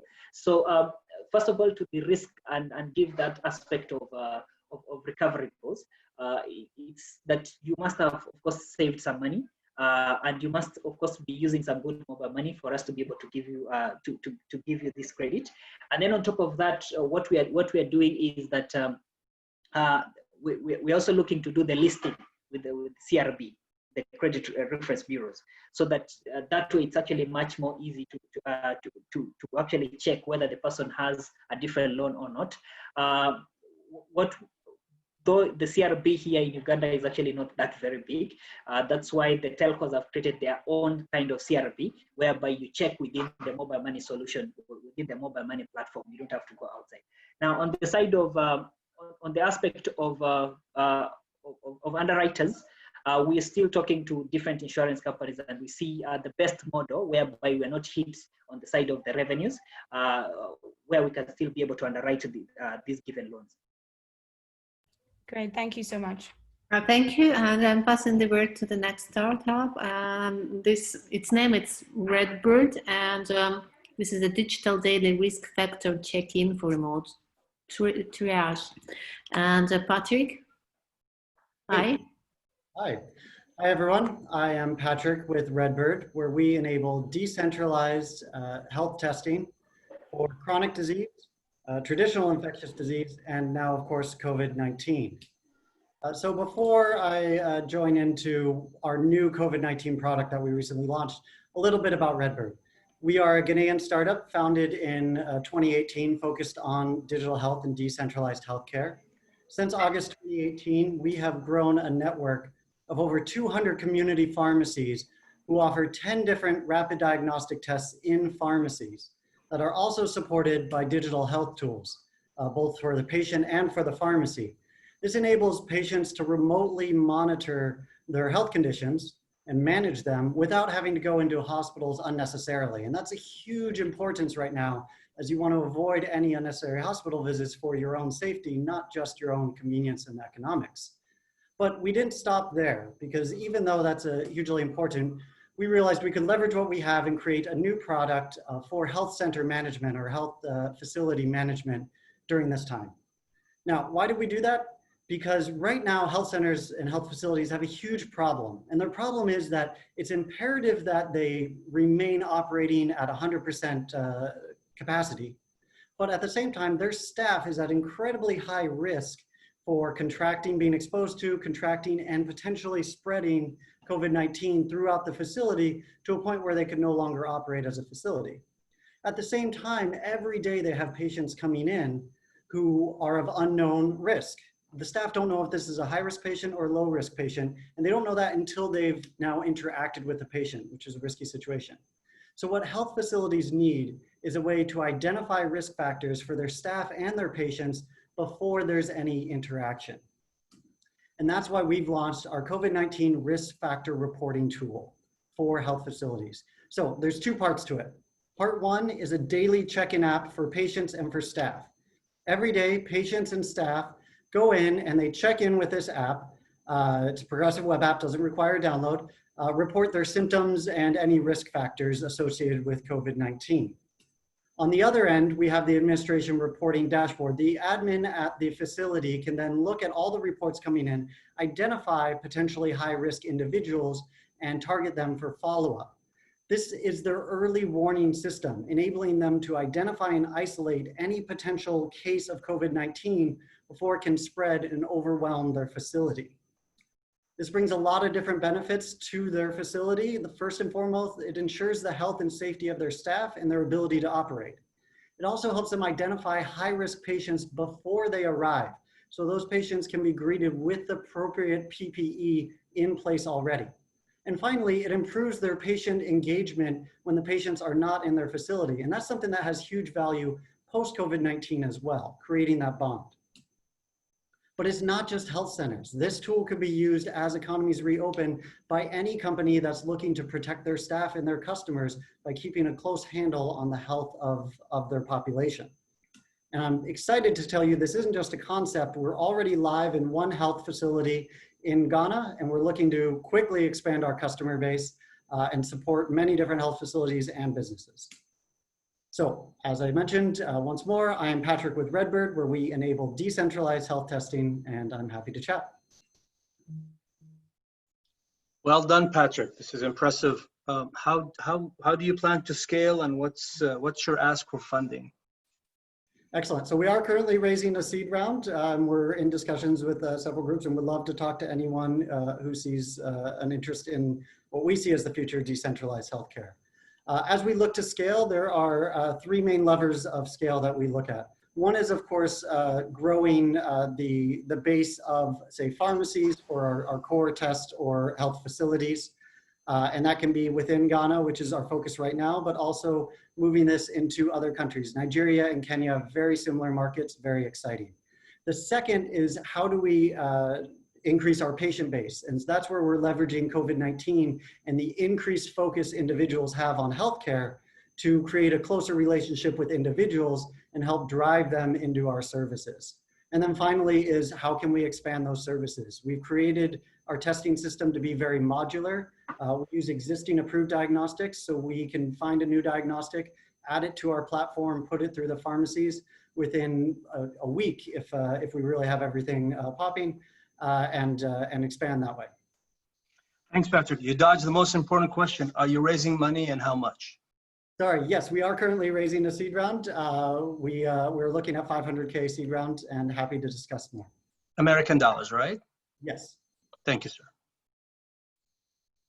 Quick question for Patrick as well. Can you give us an indication of any traction you have so far? I understand this is sort of still in seed range, but traction and a little bit as well on the breadth of tests that you provide at point of care or at the pharmacy, so to speak. Absolutely, glad you asked those questions. We've seen incredible growth, very strong growth both in patients and pharmacies. We've gone from 2 to 200 pharmacies since August of 2018. We now have over 27,000 patients in Ghana who have registered and tested via Redbird on our system. This is on the backbone of a revenue model that's razor blades, and we've been able to grow to over 200K annual revenue rate on the back of that. As far as tests that are performed, right now, all of our pharmacies perform 10 different tests. Not included on here is pregnancy. We hope to bring on sickle cell soon. We've identified a test that we like, and we're in negotiations there. It's very modular and can expand well beyond that. I think key areas, STIs, a very important one, some other infectious disease, and looking at, of course, all chronic conditions, which is really the future. Thanks. A quick one, Patrick. How do you plan to guarantee? Question for me, Patrick. Sorry, I'm getting two. Karim, please, Karim first, and the next jury next. Okay, I think you should go, Coyote. Yeah, Karim can ask the question. You wanted to ask the question, right? No, I'm done. I think it's Coyote. Coyote is next. So my question for Patrick would be, all right. So Patrick, good job. You're looking to raise 500. What was your use of fund? Can you just give us high level use of fund for the 500,000? Oh, fantastic. So we're looking to really build out the Ghana business. Of course, now we have a brand new arm looking at the services to hospitals, which reinforces our pharmacy strategy. And we don't have time to go into that there, but having a presence at both of those facilities is very beneficial for us. And growing out our customer base. Right now, we're at 27,000 patients. We want to be closer to 150,000 by the end of the year. So we're looking to support our operations, really prove out the Ghana business, and position ourselves well for a Series A to expand internationally. I'd love to be in Nigeria and Kenya today. I'm so excited about those markets, and I know they're ready for it, but we want to position the company right. Real quick one, Patrick. How often are you seeing those 27,000 users use the app over time? So most of our users interact via the pharmacies. That's why we have the presence there. It's preferred by customers. And we are seeing on average I think the last testing we did over a 6-month period, we see 2.3 visits per patient. Are you any kind of commerce through the app, like reordering drugs or anything like that? Right now, no. It's the biggest thing is being able to find a pharmacy near you that offers Redbird services. We're not doing any direct patient sales. We're driving them to our pharmacies, which is sales for us because the pharmacies buy the supplies from us. So that's what we're doing right now. Great, thanks. Quick one, Patrick. Thank you very much, Patrick. How do you plan to guarantee data accuracy? For example, with coronavirus here, how do you plan on, I mean, people may not necessarily give you right data on the symptoms because of stigmatization. Now, how do you see that affecting the accuracy of your data when you scale? Yeah, so with the coronavirus product, for instance, this is done hand in hand with a partner, a facility, a health facility in this case. And we lean on them to help make the pitch and ensure that there is value to the staff members in doing this. And it's not difficult for a lot of these cases, since it's not countrywide that we're looking at. This is an area where you want to make sure that you're part of a system where it's keeping track of your safety. And so we look to create incentives with the partner, with the customer in that case. Okay, thank you very much. I have to pass the word. It was a great presentation. I have to pass the word to another also great participant. Please meet Medex 3D. This is Hospital Solution in Box. And Petra, hi. I just have both of my kids rushing here. How are you doing? How are you doing, everyone?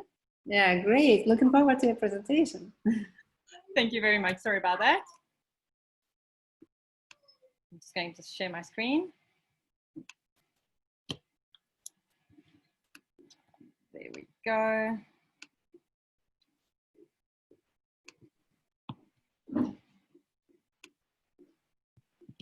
Okay, we see it. Right, thank you. So I'm Petra Rees. I'm representing Y Corporation, Medex 3D, all the way from South Africa, and meet some of our heroes on the front line. These are all these healthcare workers that we've been protecting by 3D printing face shields and face masks. They've been fighting a, excuse me, I just need to stop, go to my next slide. They've been fighting COVID-19. that just last week claimed over 40,000 lives globally. Specifically, women as healthcare workers are most vulnerable. And rural hospital and underserviced hospitals obviously struggle very much with getting the right equipment on time.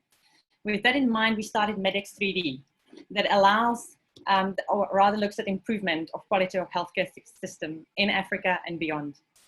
We have repurposed our award-winning EduTech platform that, and enriched it through content that is purposely driven, not just around personal protective equipment for COVID-19, but also goes beyond that. It looks at medical assistive devices, prosthetics, orthopedics, and much more. In essence, a healthcare worker can go to our app, choose what they want printed that day. With one click, that gets sent to a printer. By the way, we can integrate to any 3D printer in the world, and they have what they need without any 3D printing knowledge. We also provided, of course, technical support and managed services should that be needed. The unit of economics at face shields or face masks are obviously standing very well in comparison to normal market-related prices. But specifically, if you dig deeper and look at things like prosthetics, prosthetic wrist, now a doctor with one click can print in 20 hours a wrist for just $22 or $41 at a rural clinic. And an assistive diabetic injector that you can see on the screen, you can't even get without our platform and a 3D printer. So the market sizing, we are rolling it out to 112 clinics in Africa and 11,000 hospitals. We're planning attaining a market share of 0.1% by 2024. And the ROIs is excellent for the hospitals, but also for the clinics at 83%, even if you, and we haven't even taken in consideration things like logistics, tied up cash flow, and things that you can't just get there that easily. We have a very well-experienced team. I myself had a successful business exit to a VC last year, and a group of advisors behind it. We mainly focus on EduTech, but pivoted, thanks to COVID, very much accelerated into a new vertical.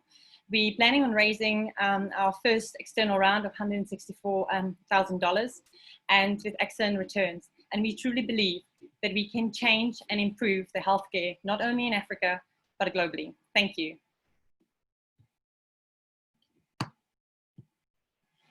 Thank you very much, Petra, and the questions.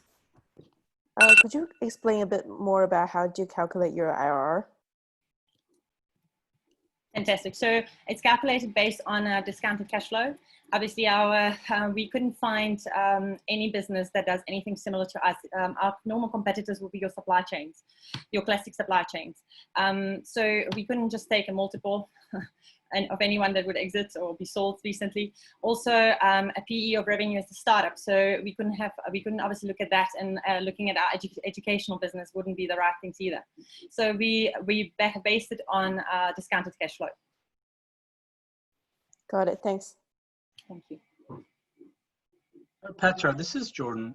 In less than a minute or 30 seconds, can you tell me what you do precisely, please? Right.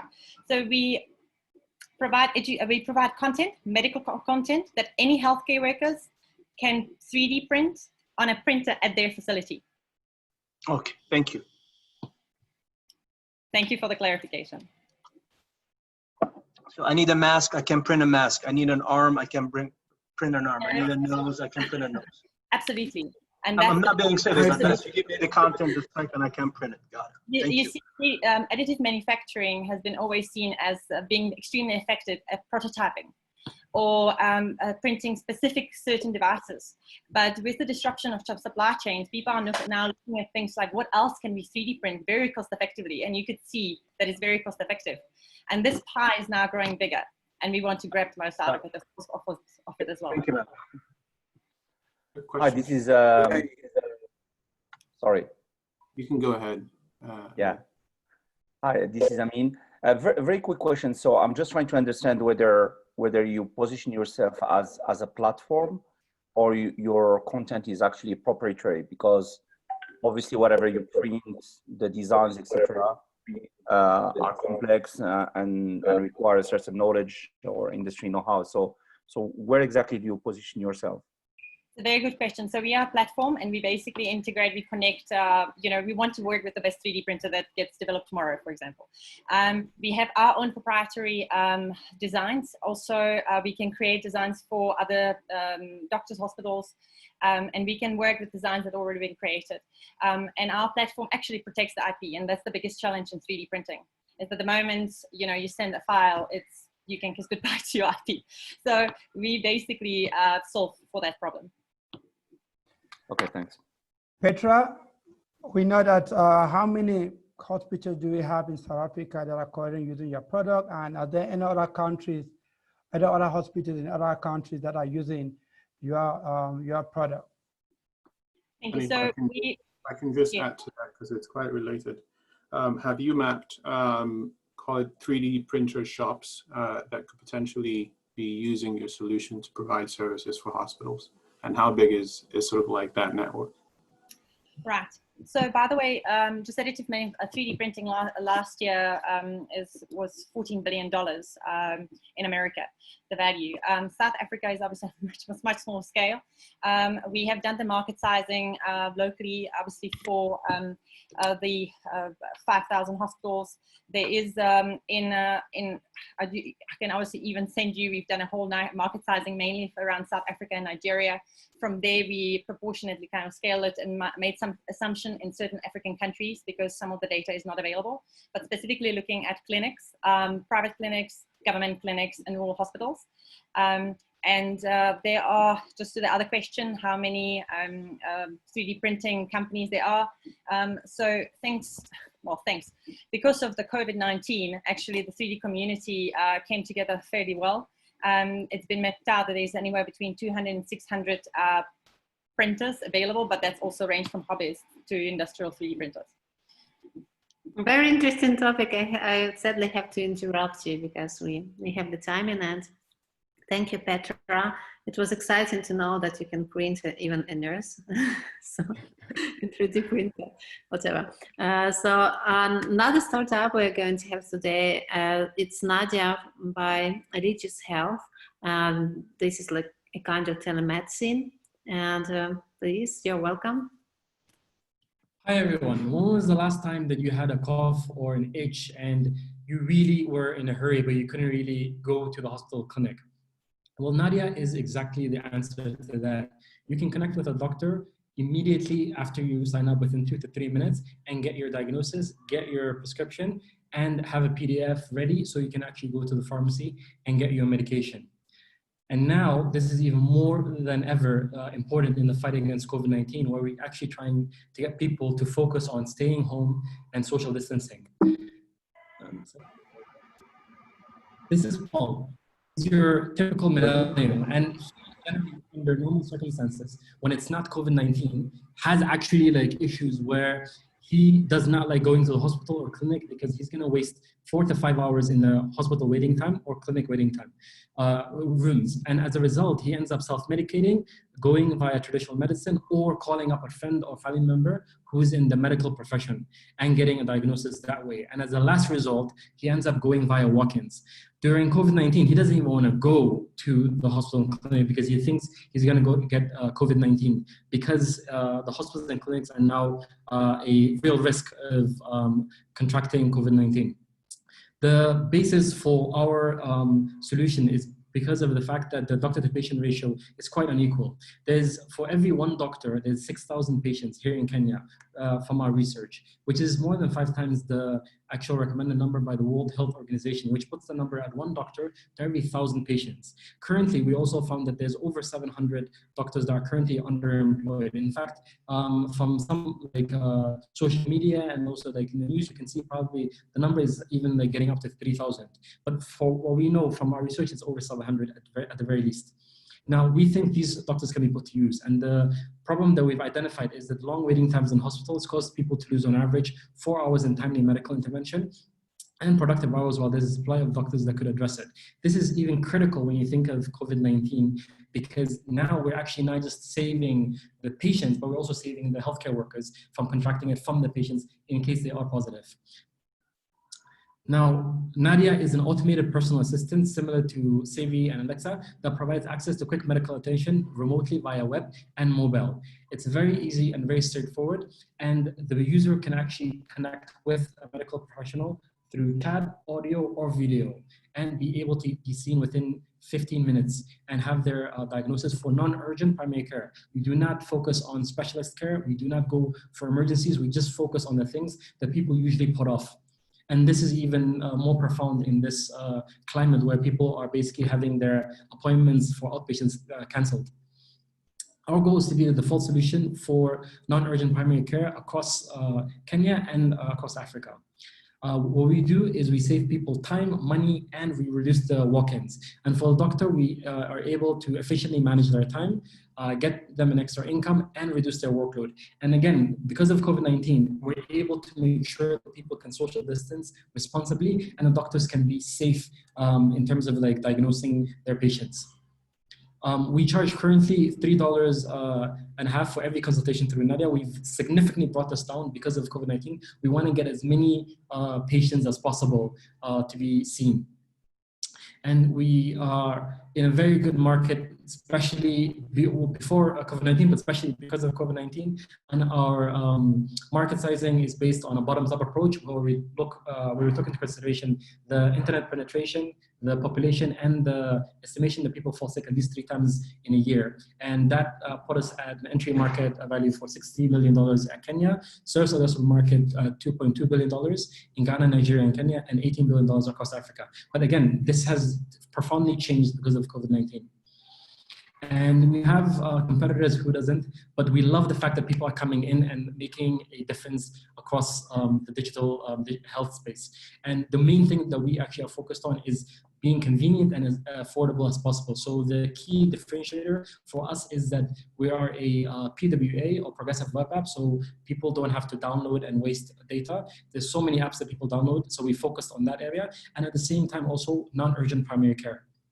So far, we have 100 medical practitioners signed up. I've done 110 consultations and have 430 users so far that we've seen. Before we basically did, because we're only 7 months old, so we're a very early stage, we've done our beta trial and finished that up in Q1. And so at the moment, we're in the stage where we're actually charging for services. We are a Pan-African team, and we have a combined cumulative experience of 22 years in the healthcare space, software development, data science, and product development. And for us, we genuinely believe primary care can be done better and can be done affordably and conveniently for everyone. Thank you so much for your time, and I look forward to your questions. Any questions, please? Great. Hi, Ahmed. Quick one for me. Congratulations on a really cool product, by the way. 2 quick questions. In terms of your user model, can you just talk us through how that works? Is it both offline and online? As you know, obviously, telemedicine, some of the issues that we often run into is accessibility. So I'd love to get a sense of the online, offline offering. And then 2, from the liability point of view, do you guys see yourselves as just a purely aggregation platform? So you bring on the doctors who then take on the liability for any sort of triage or diagnosis, or do you take any liability on board? Those 2. Thank you. Great questions. And so the goal for us is to actually be both online and offline. At the moment, we're focusing on low-hanging fruit. So basically the people who have smartphones, and from there build our base so that we can actually move off to offline capabilities, specifically because like you focused on getting as many people conveniently so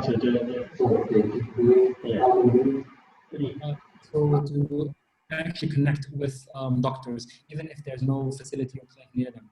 At the moment, it's online, but the goal is to go offline and cover also rural people or people in the rural areas. In terms of the liability, it's unfortunately the former for now, mainly because we're looking at how we can actually partner as effectively as possible without taking up liability. So more of a connecting actual vetted doctors that we vetted with the Kenya Medical Association, and we'll basically like using this model across Nigeria, Tanzania, and Ghana, where we're hoping to go into in the future. But for now, we just connect the doctors and the patients so that basically like they can have a diagnosis done for non-urgent primary care, which is one of the reasons why we don't want any specialized or emergency situations there until we actually have brought in hospitals and insurance companies on board so that we can actually structure it in a more solid way. Okay, great. Thank you very much. Thank you. Well done on a good presentation. Quick question from my side. How do you intend to expand the 100 medical practitioners and 430 users at this point in time? So what's your scaling strategy? So the way we're looking at this now is we're employing a ambassador program similar to how M-Pesa has agents on the ground, because the key thing is to have people be introduced to us by someone they know in their circle. So that's one direct way. The second direct way is to actually have someone they already trust and do business with, aka insurance providers, looking at big corporations. And at the moment we're in discussion with a number of them. And the goal is basically to say, hey, listen, right now we can help you save your employees time and money and also protect them. If it's for insurance companies, same thing. You don't have to put yourselves in a situation in which people are afraid of going to the hospital or clinic because they might contract COVID-19 and then end up becoming worse if they don't check out a basic non-urgent thing. So that's another model that we're looking at. And then finally, the way we're actually hoping or actually working towards actively is to get hospitals and clinics themselves on, so that basically we flip over from aggregating and actually just provide a technology straight to the hospitals and clinics, and then we are able to get into a larger pool. Thank you. Thank you. The last question, anybody has? Hi, Hamid. My name is Ovo from Better Ventures. Hi, I'm just curious. As you know, Africa, we have very few doctors per capita. And the few doctors that we have, I know, speaking from experience, they're always very busy, in clinics or in hospitals where ostensibly they make more money than they will make from your platform. So why will a doctor trade off, that income from his clinic or a hospital for income from your platform?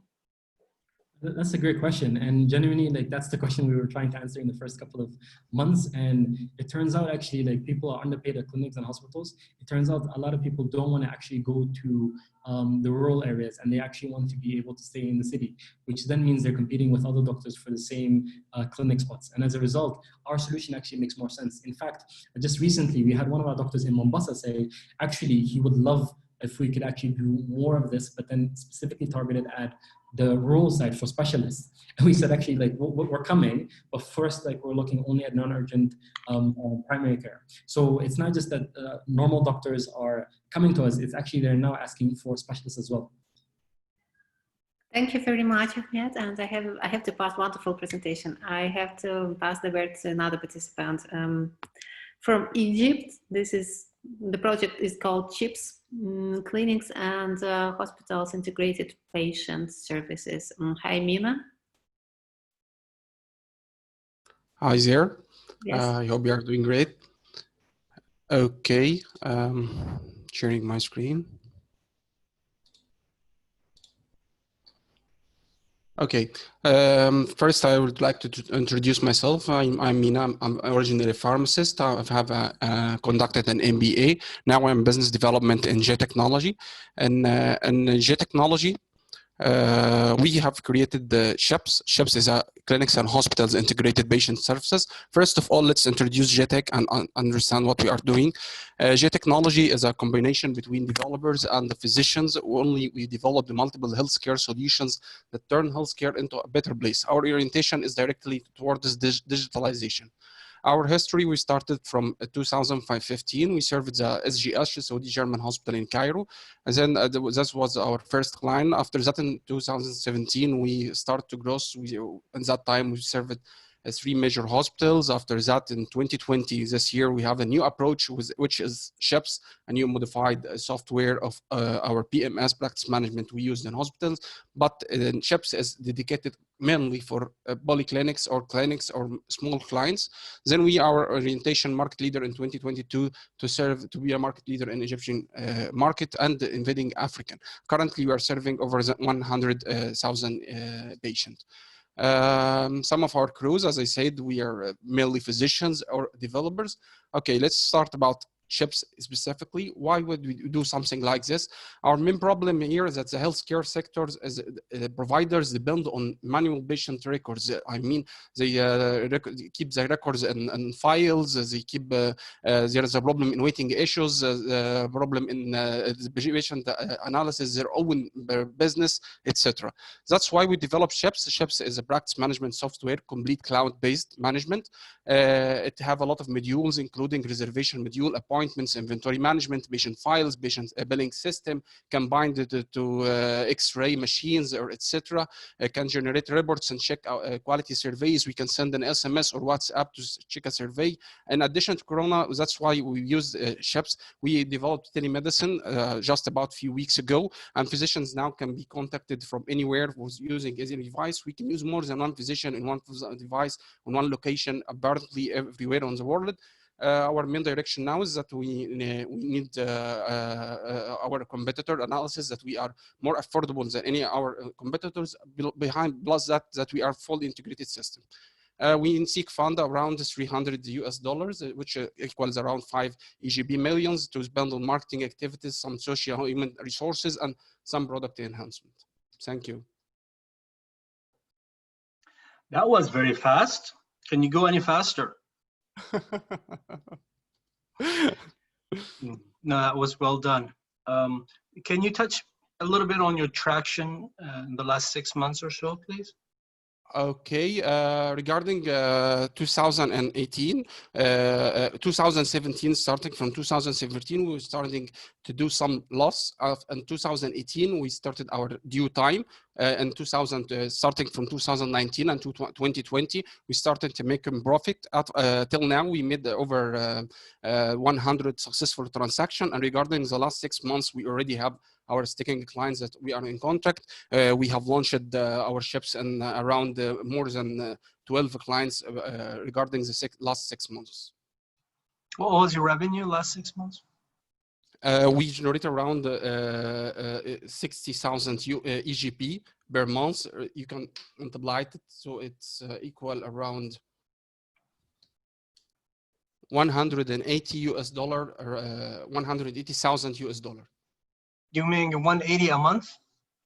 No, for the whole 6 months. Okay, thank you. Thank you for that. Any other questions, please?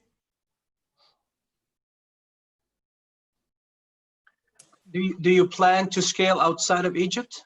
Yes, our planning now, we are invading Uganda, Nigeria, a lot of other countries. We are making studies of it, and we are already now making contacts to invade those countries.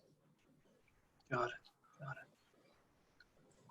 Hi, can I just also quick question around your actual product? Do you mind just synthesizing very specifically what your product is and sort of UX? Is it just telemedicine? I wasn't clear on what the product was. The product is a practice management software. It's used for physicians, polyclinics, or clinic owners or hospitals to manage the outpatient clinic from step A, from home, from anywhere, via online call to put the patient files in and the records, to do the consultation online with no need to be in presence physically in the clinic.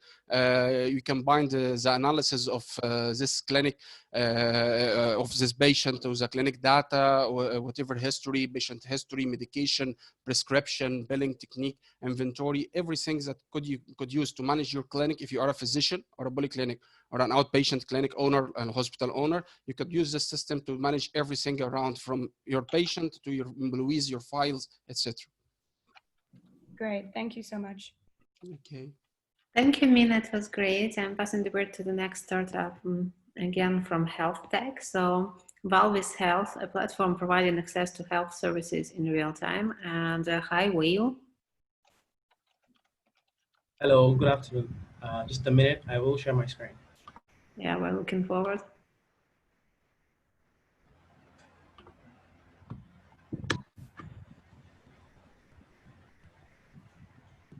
Okay, we see it. Just full screen mode. All right, a minute. All right, thank you very much. So my name is Wale. I'm a medical doctor and I'm the CEO for Wellvis. So Wellvis is an early stage digital health solutions platform. We provide access to health services in real time. So based on all right. So these are the problems that we face in Nigeria and in Africa across, but I will summarize these problems with using Sandra as an example, who is a 25-year-old African lady. And the problems she faces, high disease burden, poor access to healthcare, a low doctor-patient ratio, and high out-of-pocket spending. And she usually resolves this by visiting overcrowded hospitals, searching the internet, and getting all sorts of information that is, questionable. Or she discusses with the family and gets, additional questionable feedback. So what is it that Sandra really wants? She wants a platform where she can, get online and on-demand health advice that allows her to have this, to lead her journey through personalized tools that's affordable and is accessible at all points in time. So what is our value proposition? We have then created an innovative approach to have communities of health seekers across Africa while they can get access to integrated care through consultations with hundreds of doctors on demand, scheduling appointments at hospitals, and access to disease management and risk assessment tools, support groups, and also finally, there's a marketplace where they can get access to discounted sales based on aggregated demand. Presently, our risk assessment tool has been adopted by NCDC, and we're presently in talks with them. That's the Nigerian disease control for COVID-19. Our product offerings are broad, but this is because we're trying to finally create a one-off platform where all of this information and access to these features and offerings can be provided. What are our revenue model? There's a subscription where you get from the support group of the health coaching, and then there's also pay as you go, with your chat with the doctor. There's the marketplace, and there's the offline services that we get delivery fees on. Based on these competitions that we have, what we've been able to differentiate ourselves is this overall omni-platform approach that we're doing, and then also creating a community of health seekers across board. We have a qualified team of medical and technical co-founders, background in health services, information technology, and product management. Our traction to date, we presently have about 50 consultations a month, and that's been growing over the last 3 to 4 months. We launched Charter Doctor in December, about 10% month-to-month growth with 95% user satisfaction. Over 2,000 chats and question and answers have been had, 20,000 visitors on the platform, and we presently have a network of more than 150 doctors. Our tool that was created is being used right now by the NCDC, and we recently got into a health hub program with Bank of Industry. Based on our market opportunities, we've seen that there's a need that the telemedicine market is growing, and based on people that are presently using mobile phones and access to internet, we're able to provide information and data and consultation directly to them.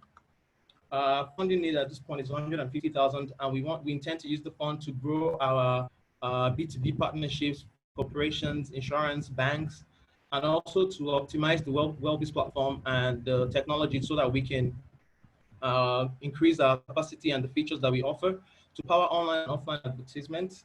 And the growth, and our projected growth is to about 30 to 50 consultations per day until we can reach a revenue of about $10,000 a month. Thank you very much. That's about it. Thank you. Hi, Will. It's Volker from Taiwan. In comparison to your competitors, you offer a lot additional services from payments through it was a roster. None of your competitors seem to offer that. You have a couple of thousand users right now. Do you think you're going a little bit too deep or too broad to become all things for all people? And why do you think your competitors are not offering all these services? So the intention is to offer an integrated care platform. And as it is, we've also studied a lot of telemedicine solutions that have come up and died in Nigeria. And part of the reason was Nigeria is not exactly ripe for one-off solution, a telemedicine platform. They want somewhere where they can do this and then do that and do that. And the idea is over the next couple of months and years, we will tailor down to what we're very great at and what we've been able to identify as the quote unquote money spinner. but a lot of these features are not exactly useful standalone. We have multiple payment options. Some platforms only allow you to pay using a bank transfer or using a card. We've always been able to integrate with multiple channels, direct bank transfer, Paystack, OPay, use of vouchers that are sold at facilities across the country and deliveries. So those are some of the things that they kind of add to what we offer, but as standalone, they're useless. So that's why we kind of offer all of this at this point, but we intend to sort of scale down into what would eventually be the core product or be the core market. Thank you.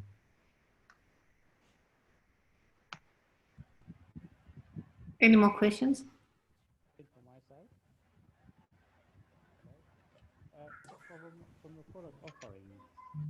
So for me, Wale, good job. Based on the revenue you're getting today, what's the operating margin and what do you project as you continue to grow going forward? We're a very early stage right now, so our revenue is still quite tiny, and that's why we're excited and eager to have conversations with corporates. And we're presently in talks with a bank who wants to offer the solution as a value add to their customers, where they have about 3 million clients. We anticipate if we're able to get even just 15 to 20% of those people, in the first couple of months, the bank will be paying for that, so the users will definitely come.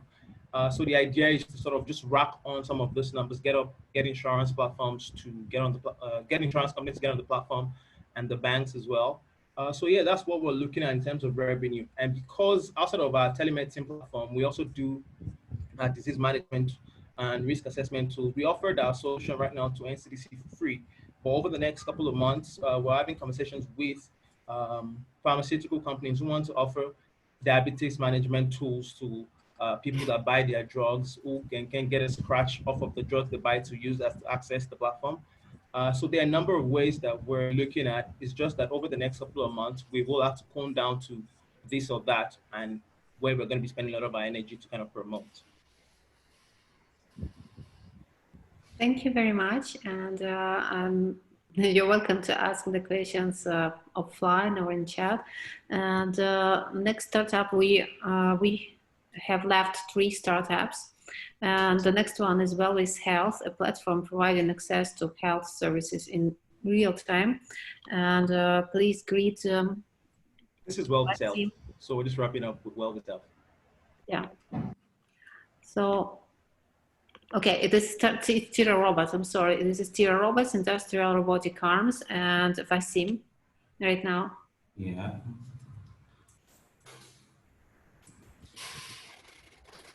Hello, everyone. Do you see my yes. screen? Just put the full screen. Okay. It's okay? Yes. You can start. Yeah. Hello, everyone.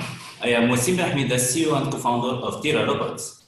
We know that factories in our region face international competition and need robotic technology to remain competitive. And especially during this period of COVID-19, the main daily challenge for all factories around the world is to maintain stable production, food and drugs production. But industrial robots are expensive and the after-sales services are not locally accessible. The global industrial robotics market presented last year $95 billion with an annual growth of 27%. And that's why we created Tira Robots, the first manufacturer of industrial robots in Tunisia, Africa, and the MENA region, after 5 years of self-funded R&D, a filed patent, and the first robot sold. In Tira Robots, we have demonstrated our ability to produce competitive 6-axis industrial robotic arms that are fast, high quality, and extremely precise. Our robots are very flexible and can cover a variety of applications, such as laser cutting, welding, and palletizing. Our robot system is composed of an articulated robotic arm, a robot controller, a human-machine interface, and all of this managed by a real-time operating system and complex algorithms. We offer our robots with different payloads and configurations. We offer our robots 45% less expensive compared to our 15 competitors worldwide. We generate money through the sales of our robots, spare parts, and the robotic training sessions that we offer to our final users. We sell robots through value-added resellers that are well-trained on our technology. We call them top partners, TIRA official partners. We have established a network of 6 top partners across the region who have 1.1 million USD in our sales pipeline. Our vision for the next 3 years is to sell more robots, expand our network of resellers, and to reach 17 million USD as a turnover by 2022. In TIRA Robots, we have a unique startup culture, TIRA Army. We need an army to cope with the very strong competition in our field. My army is composed of myself, Wassim Rahmida, with more than 12 years in the industrial robotic field and more than 25 international robotic projects. Azati as a CMO and co-founder, Shiris Medhi as a CFO and co-founder, Wael Bouheli as an R&D manager, and Hussein Abdel Ghani as an assembly unit manager. And we are backed by a very hardworking team, and we are also backed by amazing advisors. We are accelerated by Flat 6 Labs Tunis, OTF with the accelerator, and recently we joined Endeavor. We are raising 2.7 million USD to expand our production capacity, to expand our network of resellers, and to establish our new robotic training centers in Tunis and Oman. Thank you. And stay safe. Thank you. Any questions? Yeah, it's Volker from Taiwan. The CapEx, the R&D costs to actually launch a robotic company are quite high. You have a lot of incumbent competitors, the ones you mentioned, then ABB Robotics and larger companies. And now your sales price is 45% less than the incumbent competitors. Are you profitable? How are you with the CapEx that you need to build the product? How are you able to beat them in pricing? So are you making money, or are you selling at a loss? First of all, thank you for your question. We reduced the number of cards, the PGI cards and the processing cards, by using a real-time operating system, okay, with a partner that is Instagram, okay, and for the communications technology. So that makes as the hardware costs are less, so we can compete other competitors that are 15, and most of them are from Germany and Japan. Are you making money? Yeah, we sold our first robot, and we have already a contract for 4 robots for a pasta factory. Great, congrats. I think the question is, are you profitable or are you not profitable? Right, sir? To be honest, till now we are not profitable. Yeah, understood. That's not okay. We just started. We are in 2019, so. No, it's fine. We're just curious. There's no judgment in here. We're just trying to understand. That's all. But we have a good margin. Understood. Where is your? Where are your factories? Are they which countries? What's the overall quality of the product and so forth? Excuse me, can you repeat? I didn't. Where is your product manufactured, and what's the general quality and reliability of the products? Our products are manufactured in Tunisia. Okay, we have a small assembly unit. We have providers. Component providers from Germany and Japan. Got it. And all mechanical parts are produced in our facilities. Good enough, sir. Good enough. I'll give the time for other people to ask questions. Yeah.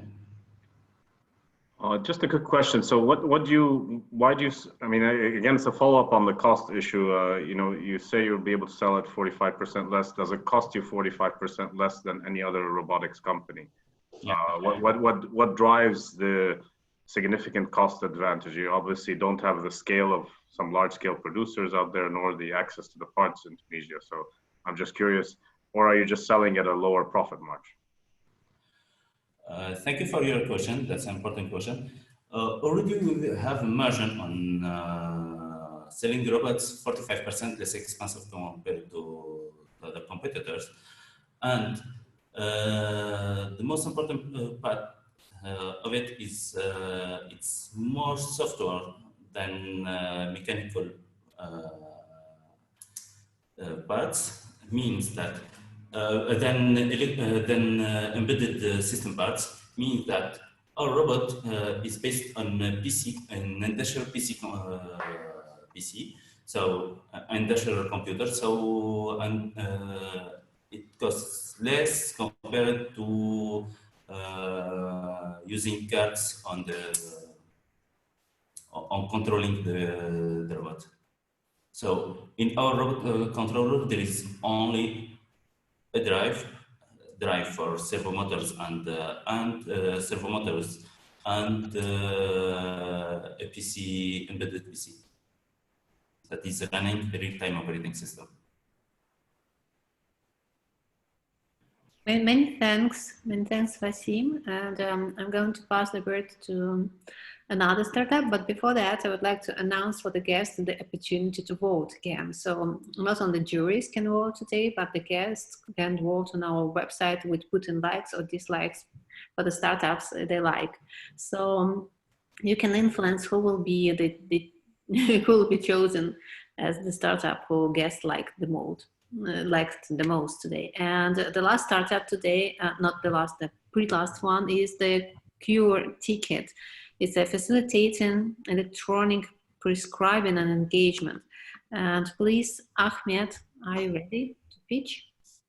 Yeah, good afternoon. Can you see my screen?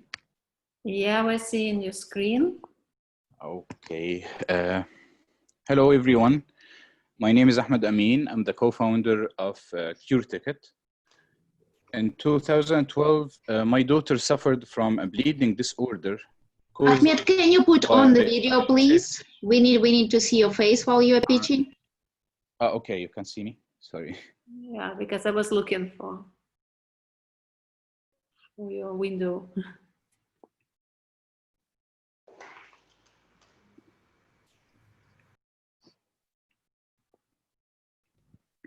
Okay. Now you see me. Yes, we see you now. Great. Okay.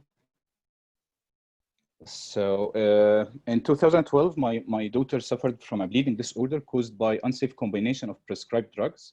The reason was the miscommunication in multiple and different handwritten prescriptions. We found that 45 studies in 10 out of 15 Middle East countries found that the error rates reached to 90% of the prescriptions in some regions. 1/3 of these errors are related to the incorrect dosages. Also, during the pandemic, we have the NCDs or the chronic diseases are accounted for more than 50% of all deaths in Africa. Patients with these diseases patients with these diseases, they are not allowed to have the full access to their doctors to engage with them and to consult them. That's why we developed Cure Ticket. Cure Ticket is a digital platform that engages doctors with patients and pharmacists to ensure safe, accurate, and accessible treatment programs. Simply, the cycle starts at the doctor when he can access the patient profile. He can see different or previous prescriptions to avoid the drug-drug interaction. After that, when he starts the prescribing, we made the user experience to be faster than any other applications, considering the nature of outpatient clinics in low-income countries, where the doctors, they don't have time and they need to use the system in let's say in faster. So we created a user experience of 40 seconds for the prescribing. After the submission, the patient will receive the digital RX to different channels. Our business model considers diversified, let's say, streams. Our major stream is the subscriptions from the pharmaceutical sectors, where we provide two main services. The first is the e-detailing for the doctors, and the second one is the health analytics or the markets, the market analytics for the pharmaceutical, de-identified market analytics.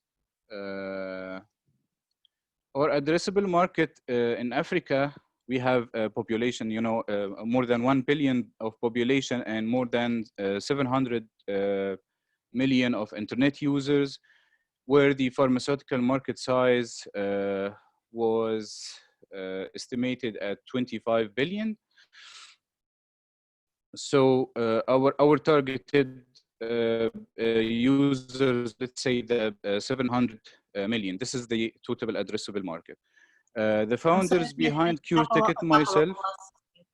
Yeah, a couple Sorry? of phrases because the time has run out. Just a couple of fast. I can finish. Yeah. A couple of slides. Okay. So a couple of these last are the phrases because time has run out. Yes. Okay. So the founders behind CureTicket, myself, I have more than 14 years of experience in the digital transformation. I have Ahmed Ghazal on board.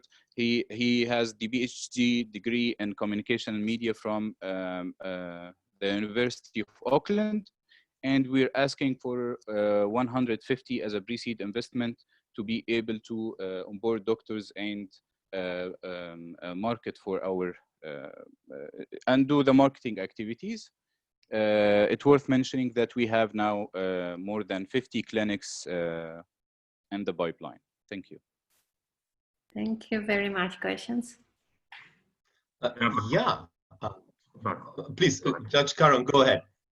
Yeah, just a quick question on this. I mean, you know, e-prescribing has been tried many, many times in the US and Egypt and other countries, and several people have tried this.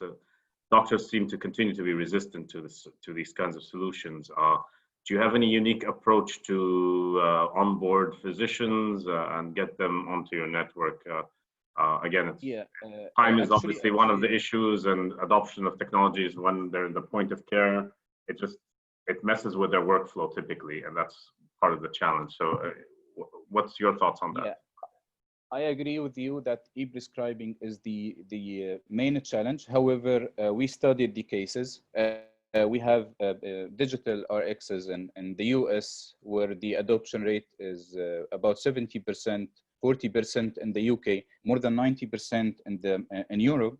So we didn't offer the e-prescribing as the value proposition. So the e-prescribing is our goal, but we offered, let's say, different value propositions. For example, doctors, they don't want to use the e-prescribing, but they want to check the drug-drug interaction. They want to check their, let's say, the side effects after the engagement. So we have that the engagement module after when the patient receives the digital RX, they can engage with their doctors during the treatment program. These chat sessions are paid, so they're making more money, but they are not allowed to access these chat sessions unless the prescription is digital, because we want to increase the rates of medication adherence. Okay. So yeah, if I want to say it in a, yeah, we created an e-prescribing tool, but actually we offered some different value propositions other than the e-prescriptions itself. Okay. So it is not our focus. Our focus is the engagement and the user experience. Thank you. Okay, last question, if there is any question. Follow on how to prevent fraud and what are your revenues and users? I missed that slide. I have a bad internet connection at the moment. Maybe it's related to that, but I didn't see anything. Okay, fraud of what? You mean? The medication you provide is actually accurate as much as the prescriptions. That you don't sell like prescription medication that's counterfeit. Yeah, actually, we list only the authorized medications, and we don't do the drug fulfillment. Actually, we partner with drug fulfillment companies or e-pharmacies, and they do this part. We only take the digital prescription and communicate it to the patient and pharmacist. And if you mean from the legal part, yes, we have here in Egypt, for example, we have the e-signature law. So yes, we included the e-signature for doctors, if this is the question. Okay. Yeah. Great, thank you. Thank you very much, Ahmed. And I'm going to announce the last participant for today. This one, which was supposed to be number 1, Afia Records. And John, are you ready to screen share right now? Hi, John. John, hi. We see it. We see it, but we don't hear you. We have a screen, but don't have a John. And we don't hear you. Can you hear me? Yes. Fantastic. Not really. There is some noise interaction. Yes. Please, can you try again with the sound and full screen of the presentation? You're muted. You need to unmute yourself. Yes, can you see my full screen now? It looks like you have your mic on 2 devices that are nearby. And the one is device interfering with the other one. And so we get the bad noise. You need to switch off sound on one of the devices and speak on the other device. So maybe the phone or, okay. It was the end of John's presentation. Almost. John, we hope you can switch. Can you hear me now? I think it's better. Yeah, better. Just the full screen and go on. Yes. Okay, so I'll do the presentation real quick. The full screen. So Afia Record. Yeah, but put the full screen in the slideshow and full screen. Press the slideshow button. Can you hear me now? Yes. Okay. So we are just going to run through our presentation real quick. Hey, John. We're going to run through our presentation real quick. John, can you hear us? Hello? Yes, John, if you can hear us, please convert your presentation to full screen or slideshow mode, please. It's everything was fine yesterday. Press it. Yep. Great. Okay.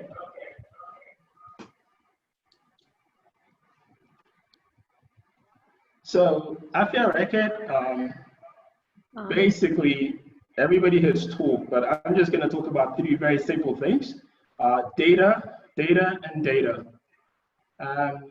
My name is John Kamara. I am a director for the Machine Learning Institute of Africa, which is based in Cape Town. So my background is artificial intelligence.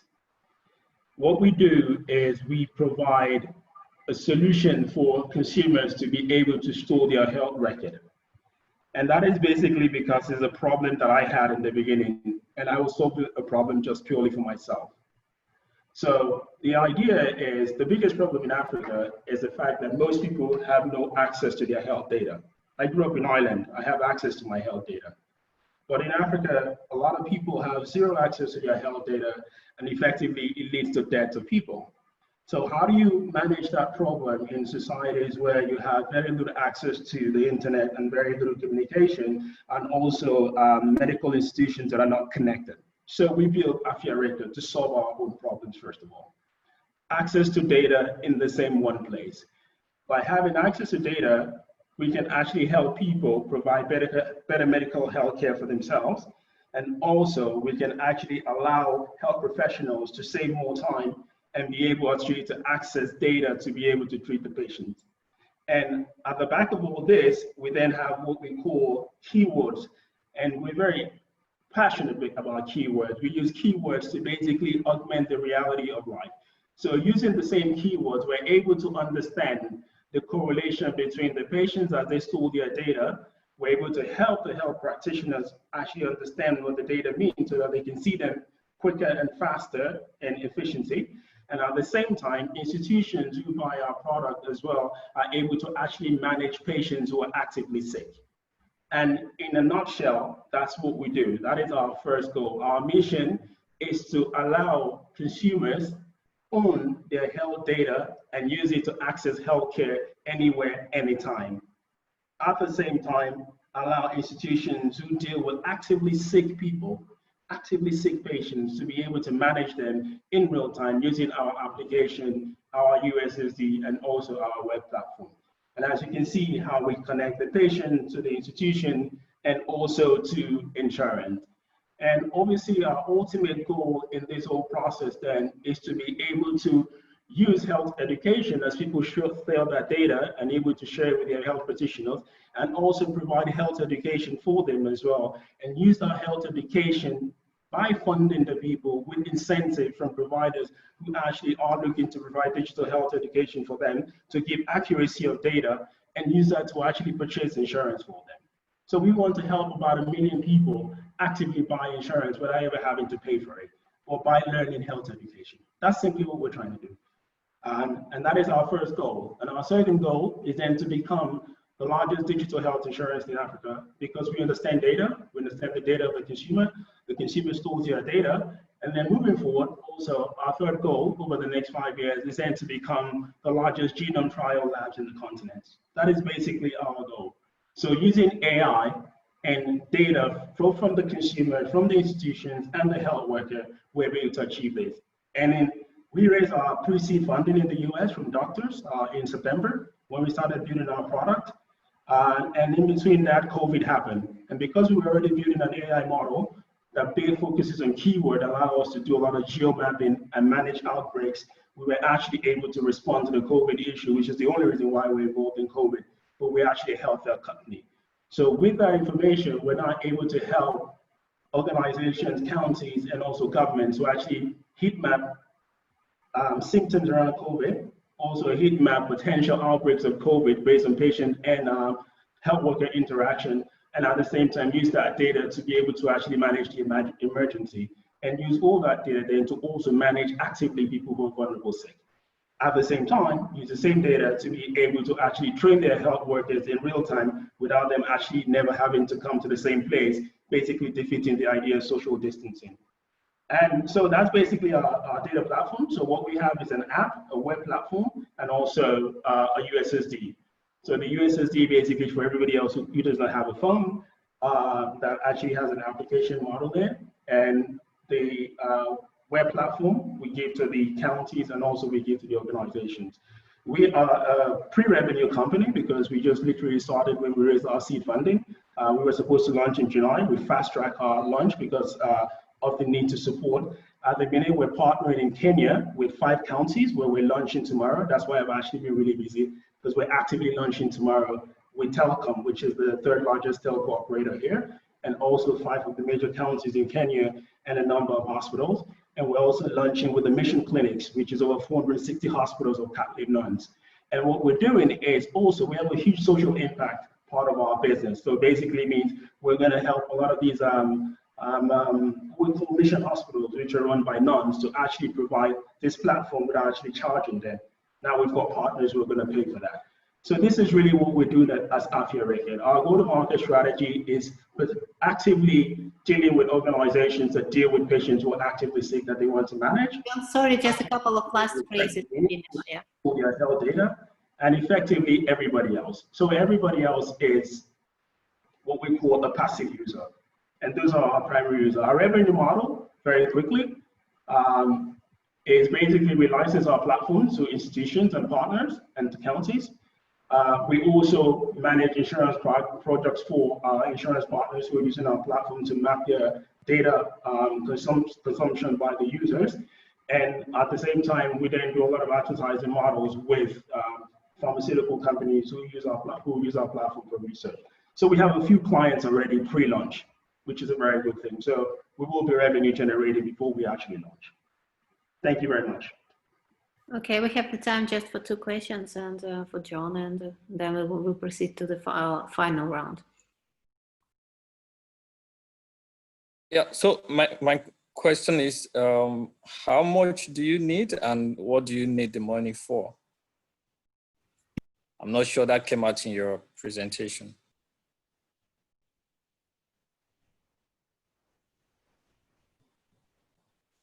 How much are you asking for and what's your use of fund?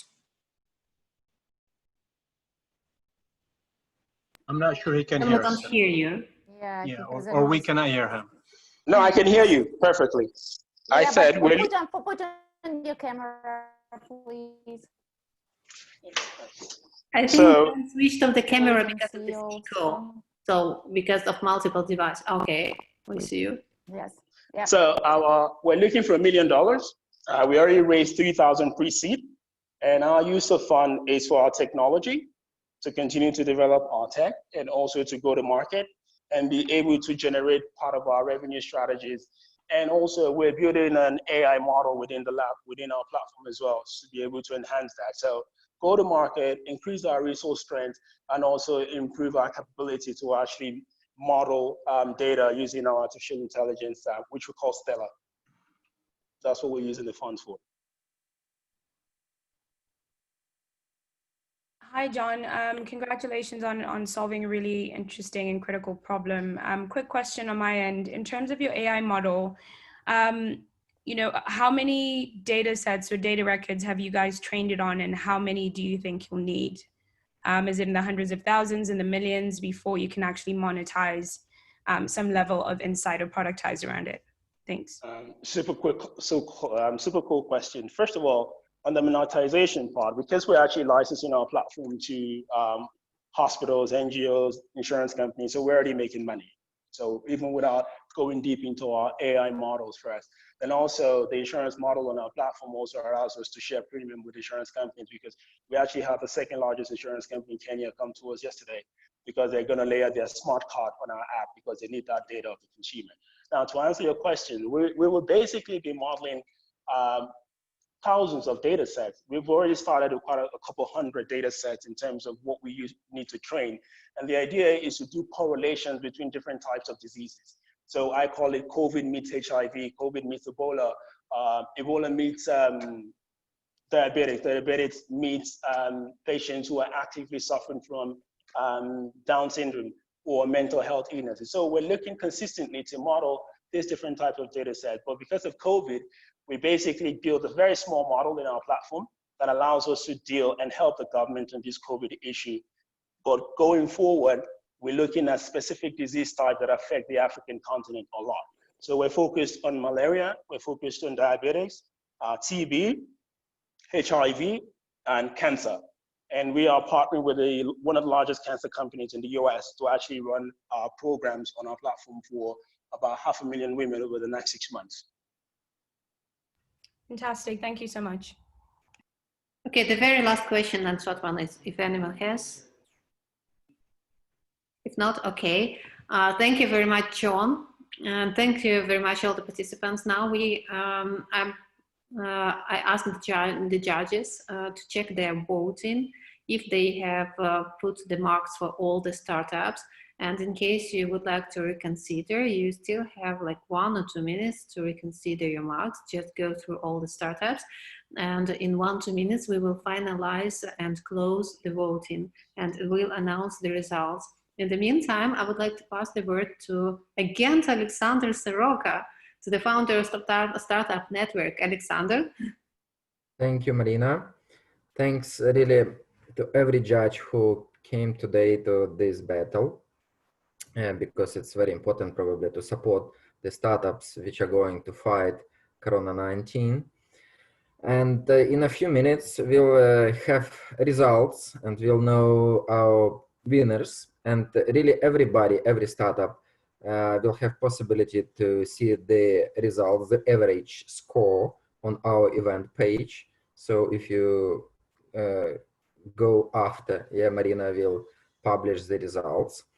And we'll have just a free discussion, like a networking event. So everybody probably can ask questions to anybody. So our guests can ask questions, our startups can ask any judge about anything. And I probably will just ask the first question. And you know, the judges who came from other continents really don't know a lot about Africa ecosystem. And probably the local funds from Africa can tell us a little bit more about their countries' ecosystems and maybe about the whole Africa ecosystem. So it will be really interesting for us to understand what's going on there. So Marina, do you have results? Marina, we don't hear you. We already closed the voting. Yes. And we start from the third place. Yes, you need, Marina, we don't hear you. Put on your mic. I was just checking. I was rebooting the page just in case to be sure that the voting has been closed. So I'm excited to tell you who is number 3 today. And the third place winner is, I was confused if I'm announcing it correctly, the name of the startup. It's like 7Kima, but you called it like Hikima or something like this. Okay, whatever. You got the third place. Well, awesome. Good job. Thank you. Thank you. That's great. What is the right pronunciation? It's Hakima. So you can pronounce as Hakima. Hakima. Okay. So the second place winner today is welcome, Patrick from Redbird. Wow. Wow. Great. Applause.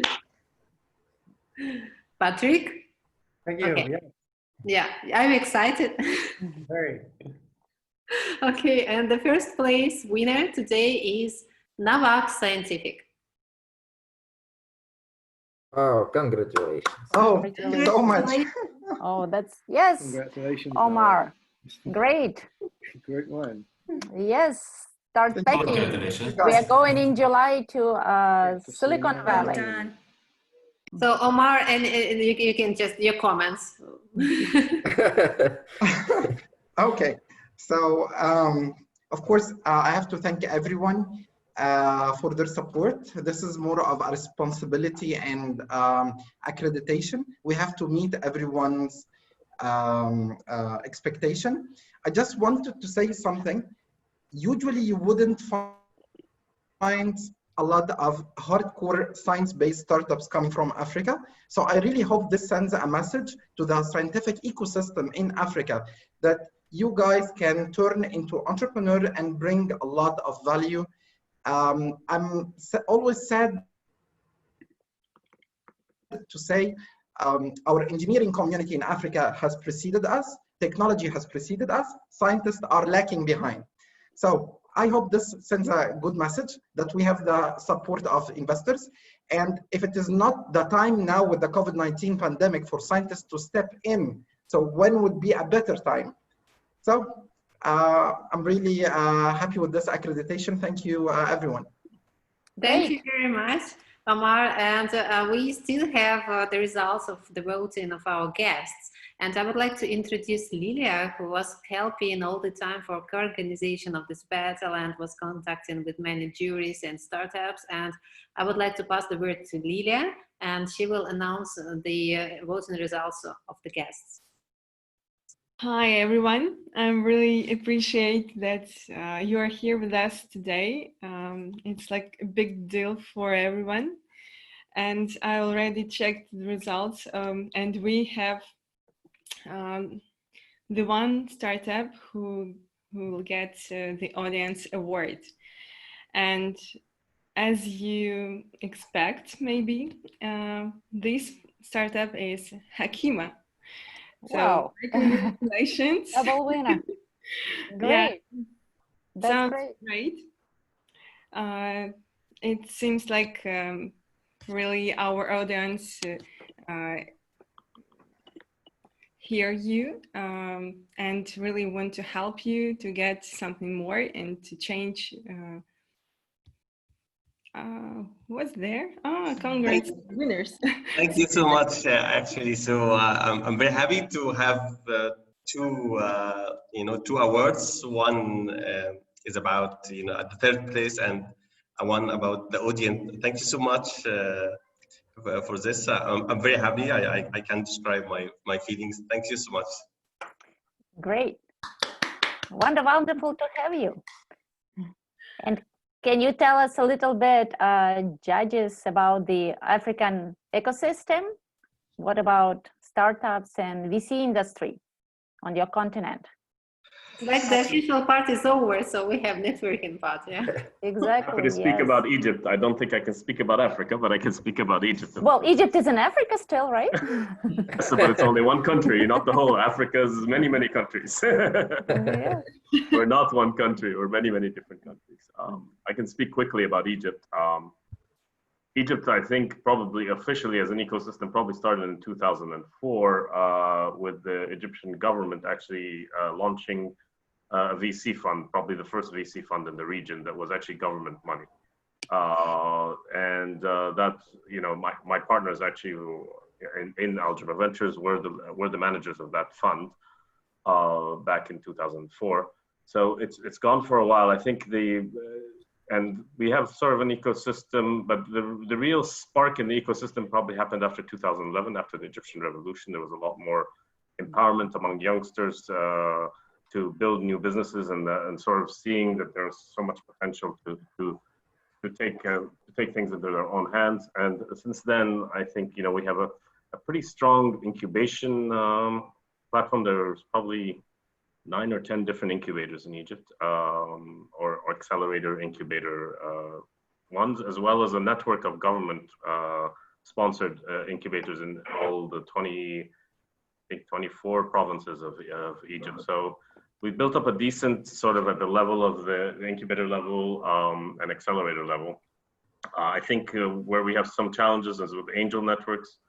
In 2013, I was part of starting an angel network in Cairo called Cairo Angels, which starts to try to coalesce a lot of sort of successful businessmen in trying to put in some risk capital to get the company started.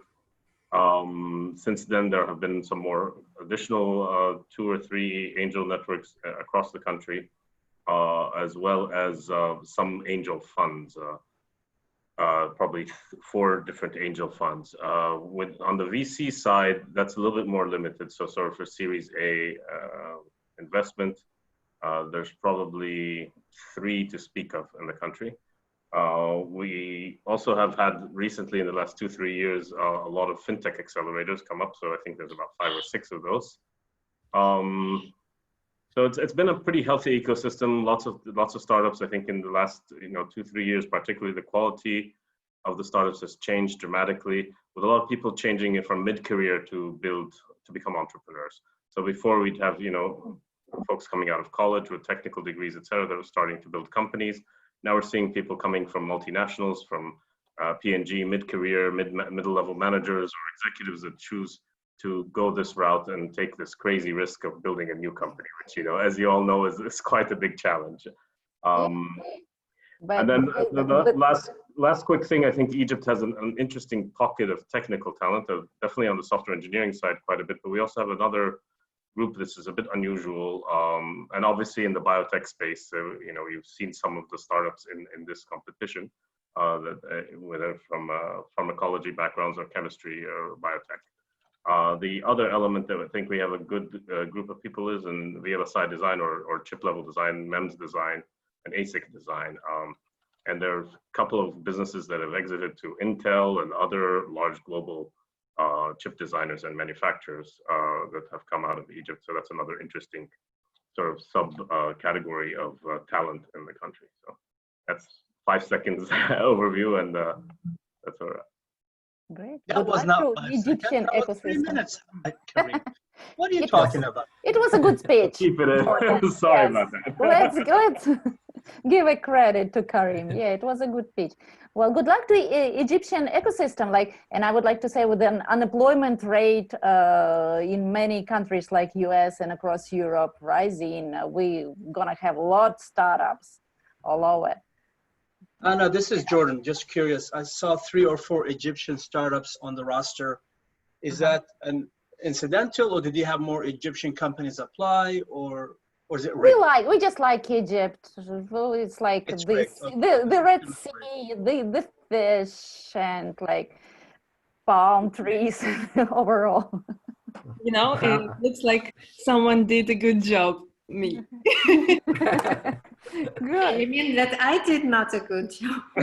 South Africa, come on. Hakeem, real quick, at the seed, angel, and pre-A, what are the typical average round sizes and check sizes by the investors? Just off the top of your head. You're talking in Egypt? Yeah. I'd say at seed level, anywhere from 100 to 300,000 pounds, which is probably like $10,000 to $50,000. Series A is usually $500,000 to $1.5 million or 2. This is the round sizes or the check sizes? No, the round sizes. The angel check sizes are usually the $10,000 range, 10 to 20,000. And the round sizes, as I said, are probably the $50,000 for initial angel rounds.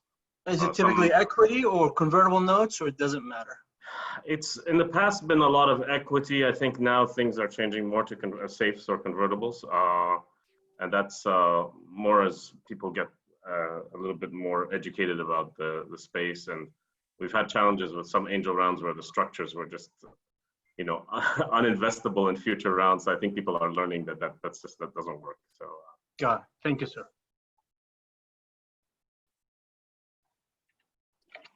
Yes, any other countries exist in Africa that have wonderful ecosystem? It's plenty. Nigeria, we Kenya, see- strong ones. Yes, I've heard about them, but I would like to hear people speaking. Where are the Nigerians? You guys are the largest country in Africa. Come on up. Tell us what is going on there right now. You guys contact me on email all the time. Come on, tell me something real life here. Maybe Jordan, you know about Nigeria. I'm really Some curious. insights. What's Nigeria going on? What's the ecosystem? They're one of the largest country, if not the largest country. So. Well, Kenya, for example. All right. We're probably the fastest growing startup economy when it comes to technology and language learning. If you remove South Africa from machine learning, Kenya. Lost your audio, sir.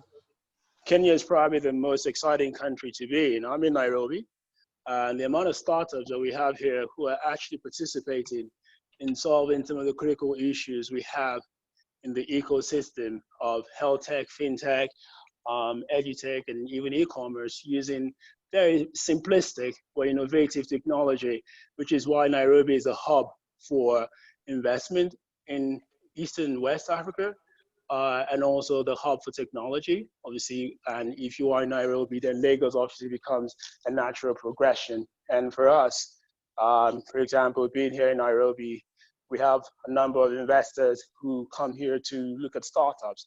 And what's important is also the fact that being a startup in Nairobi, you face a lot of competition. So you're really driven to be excellent in your technology compared to some other countries, you know, because here there's so many startups that come from all over Africa, not even just Kenyan startups. So you are driven to be very competitive. You're driven to be excellent. You're driven to consistently rethink what you're doing. And if you can prove your use case in this market to a number of whatever your customer base or your customer outline is, then you have a much more higher ratio of success across the rest of the continent, because you can modularize your product to suit any other market.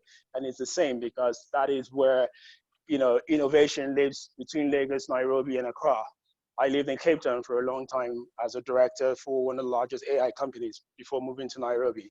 So if you remove Cape Town within the ecosystem of startups, Nairobi is the other place to be in, just for that energy and the opportunity to be able to prove yourself among the amazing startups that are in this region of Africa. So for me, I think, you know, the next generation of emerging startups will come mainly from Kenya and Nigeria. Ghana, yes, as well, but because of also in Nigeria, because of the size of the population, you'll always have a market. In Kenya, because of the level of excellence that you have to be, you can always migrate to another country.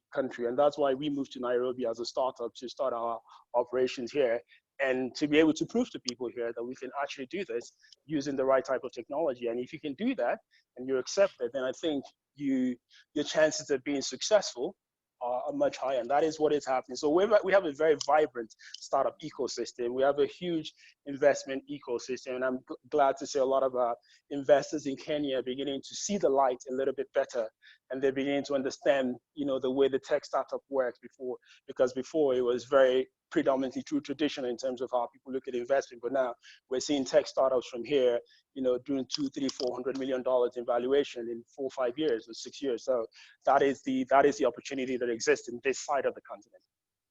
And I see, thank you, John. And I see Coyote had put on his mic. Yes, we got Nigeria, right?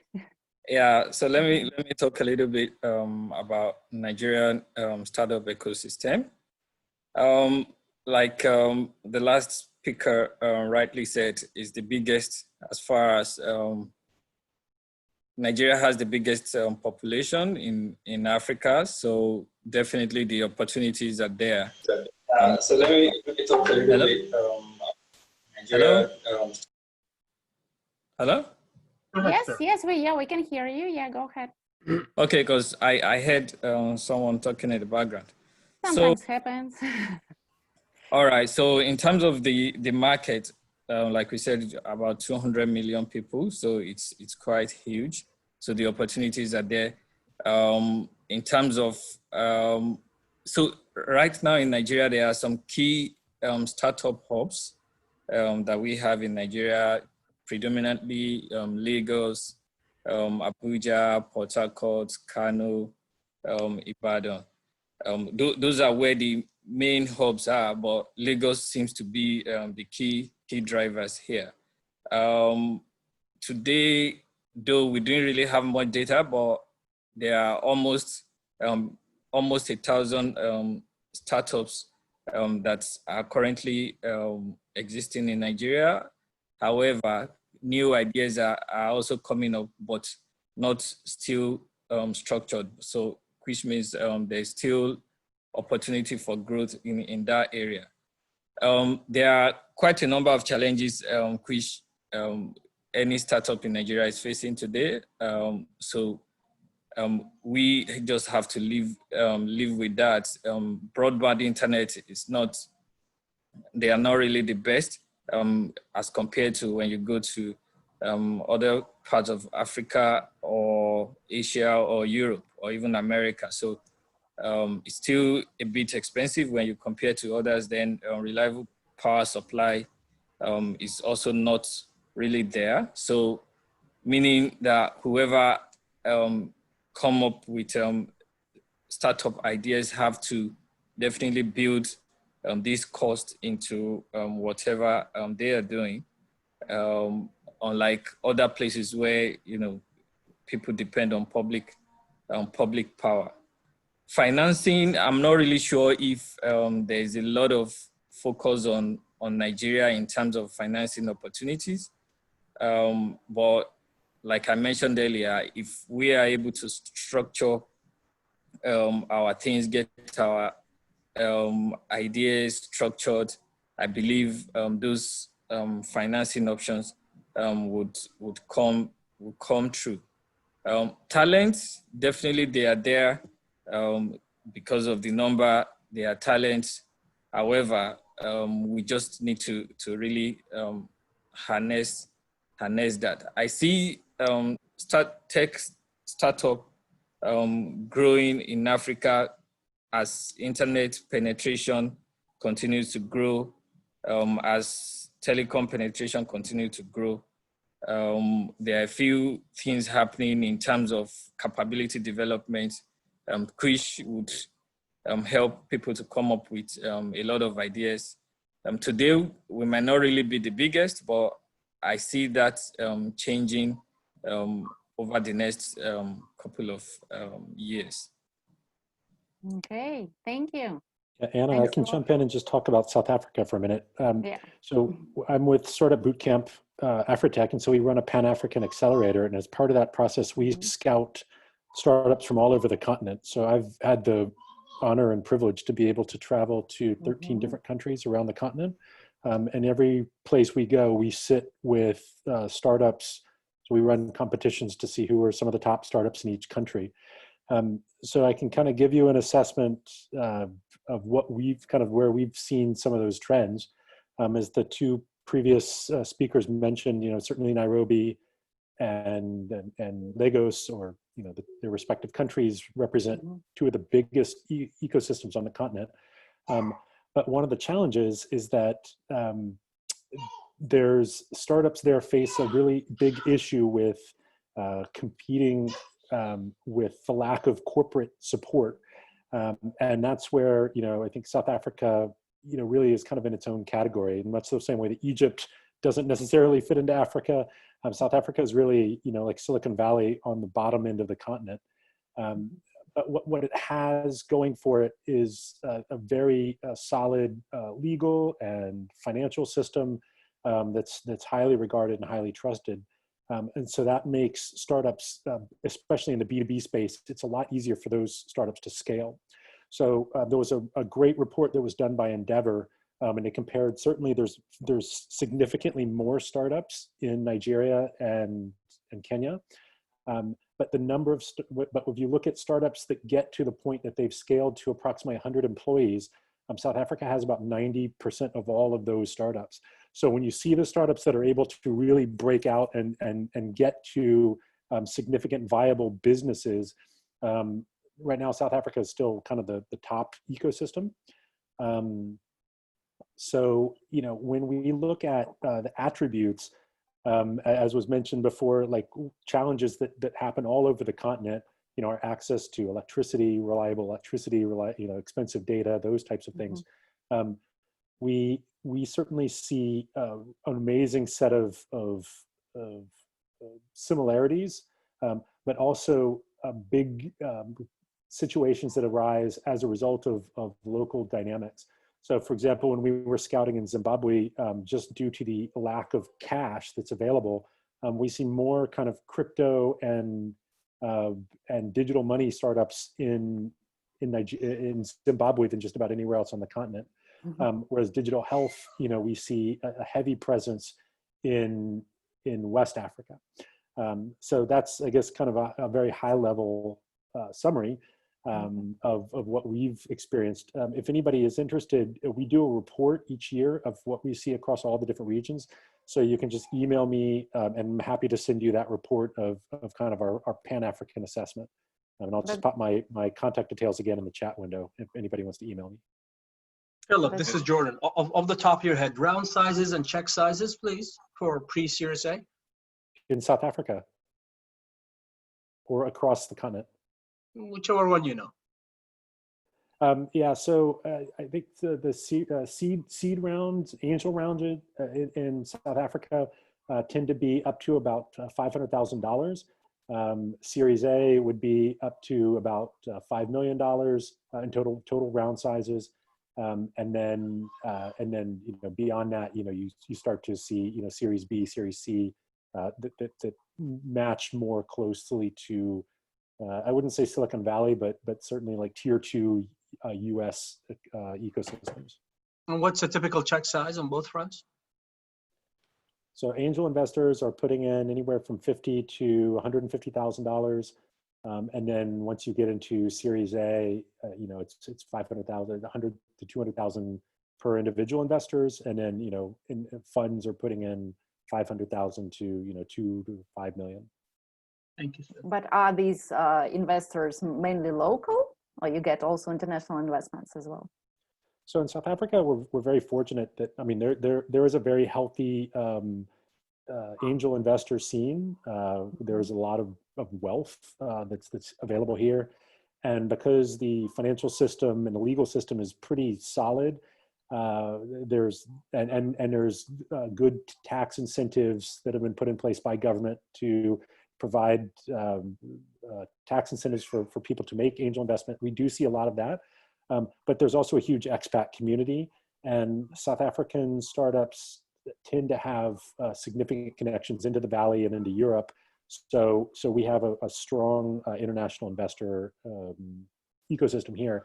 I should note that, you know, out of the Startup Bootcamp portfolio of 30 companies, only, you know, about 40% of them are South African. So nearly, you know, most of our portfolio companies are coming from the 7 other countries across the continent. And we normally see those countries, those startups, they incorporate their businesses either in the UK or the US or Mauritius. So from a jurisdiction perspective, those investments are coming in at the holdco level, which are typically those jurisdictions, even though the operating entities are in their local countries, you know, across the continent. I would like to give a word also to Kevin Ayaba, who is a great expert, not only from South Africa, but from the whole South African region, because you're doing South African Startup Awards. And do you agree with Philip of how you would describe the ecosystem, the local and a group of countries? Thank you, Marina. I'm sorry, earlier on I had a bit of a network issue. Of course, I agree with Philip. I work with Philip. The organization have won actually the award twice. Philip was just coming from China, where as one of our winners for the Global Startup Award. So I'm very proud of what Stephen's organizations are doing in Africa. I think our winning this award has shown so much that of what we do within the ecosystem.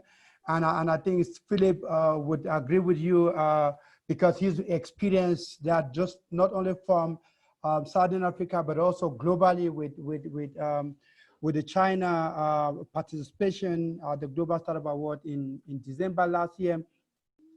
Like Stephen said, and I have a very strong feeling that the African startup ecosystem is growing tremendously. We have some great startups that are really coming out from Africa, but we need to. There is just no way that we can confidently say that we have all what it takes to have for it to be really competitive. I think Stephen would, Philip would testify that from his experience. There's still so much work. There's still so much work to be done, and the only way we can achieve that, Marina, I think you and I, we are all partners of the Global Startup Award, and you and I have had a very personal one-on-one conversation for a very long time, and you were and I keep mentioning that one of the best ways that we can grow the African startup ecosystem is through collaboration and partnership. We want to continue to work with people who have done so much within the ecosystems, and especially with technology and innovation that is really coming so key, so new within the African ecosystem. I think we can, Africa, we are still struggling. We're still struggling to differentiate the differences between an SMEs and startup as a whole. I think Philip will agree with me in that space until we get to that point where we can be able, when they say startups and when they say SMEs, people understand the difference, then we will say we can say that we are there. But we need partnerships like Startup.Network, like what Philip is like Philip with, and we need VCs, startup ecosystem, like all the VCs that we have in here. Like I mentioned to you before, we have within our database, we have over 6,500 potentially good startups that need potential investment. Philip alone cannot handle order as much as his organization would like to. So with people like all the judges that you all have here, I think one of the things that we want to do is to take Africa to the world and the world back to Africa. It means that we want to take Africa to Europe, we want to take Africa to Southeast Asia or to Asia as a whole, we want to take Africa to any part. Well, we want to begin to see this kind of collaboration and partnership. That's the only way we can build a very strong and sustainable startup ecosystem in Africa. And that's one of the reasons why I think us being part of this as an organization mean a lot. I think we are more than just we are more than just a competition. Like I did my introduction last time, our job as ecosystem builders is to connect these great startups that we have in Africa to your network. So my plea with you, all the VCs, is that connect with us. I would like to connect with you, and I would like to be the guy that would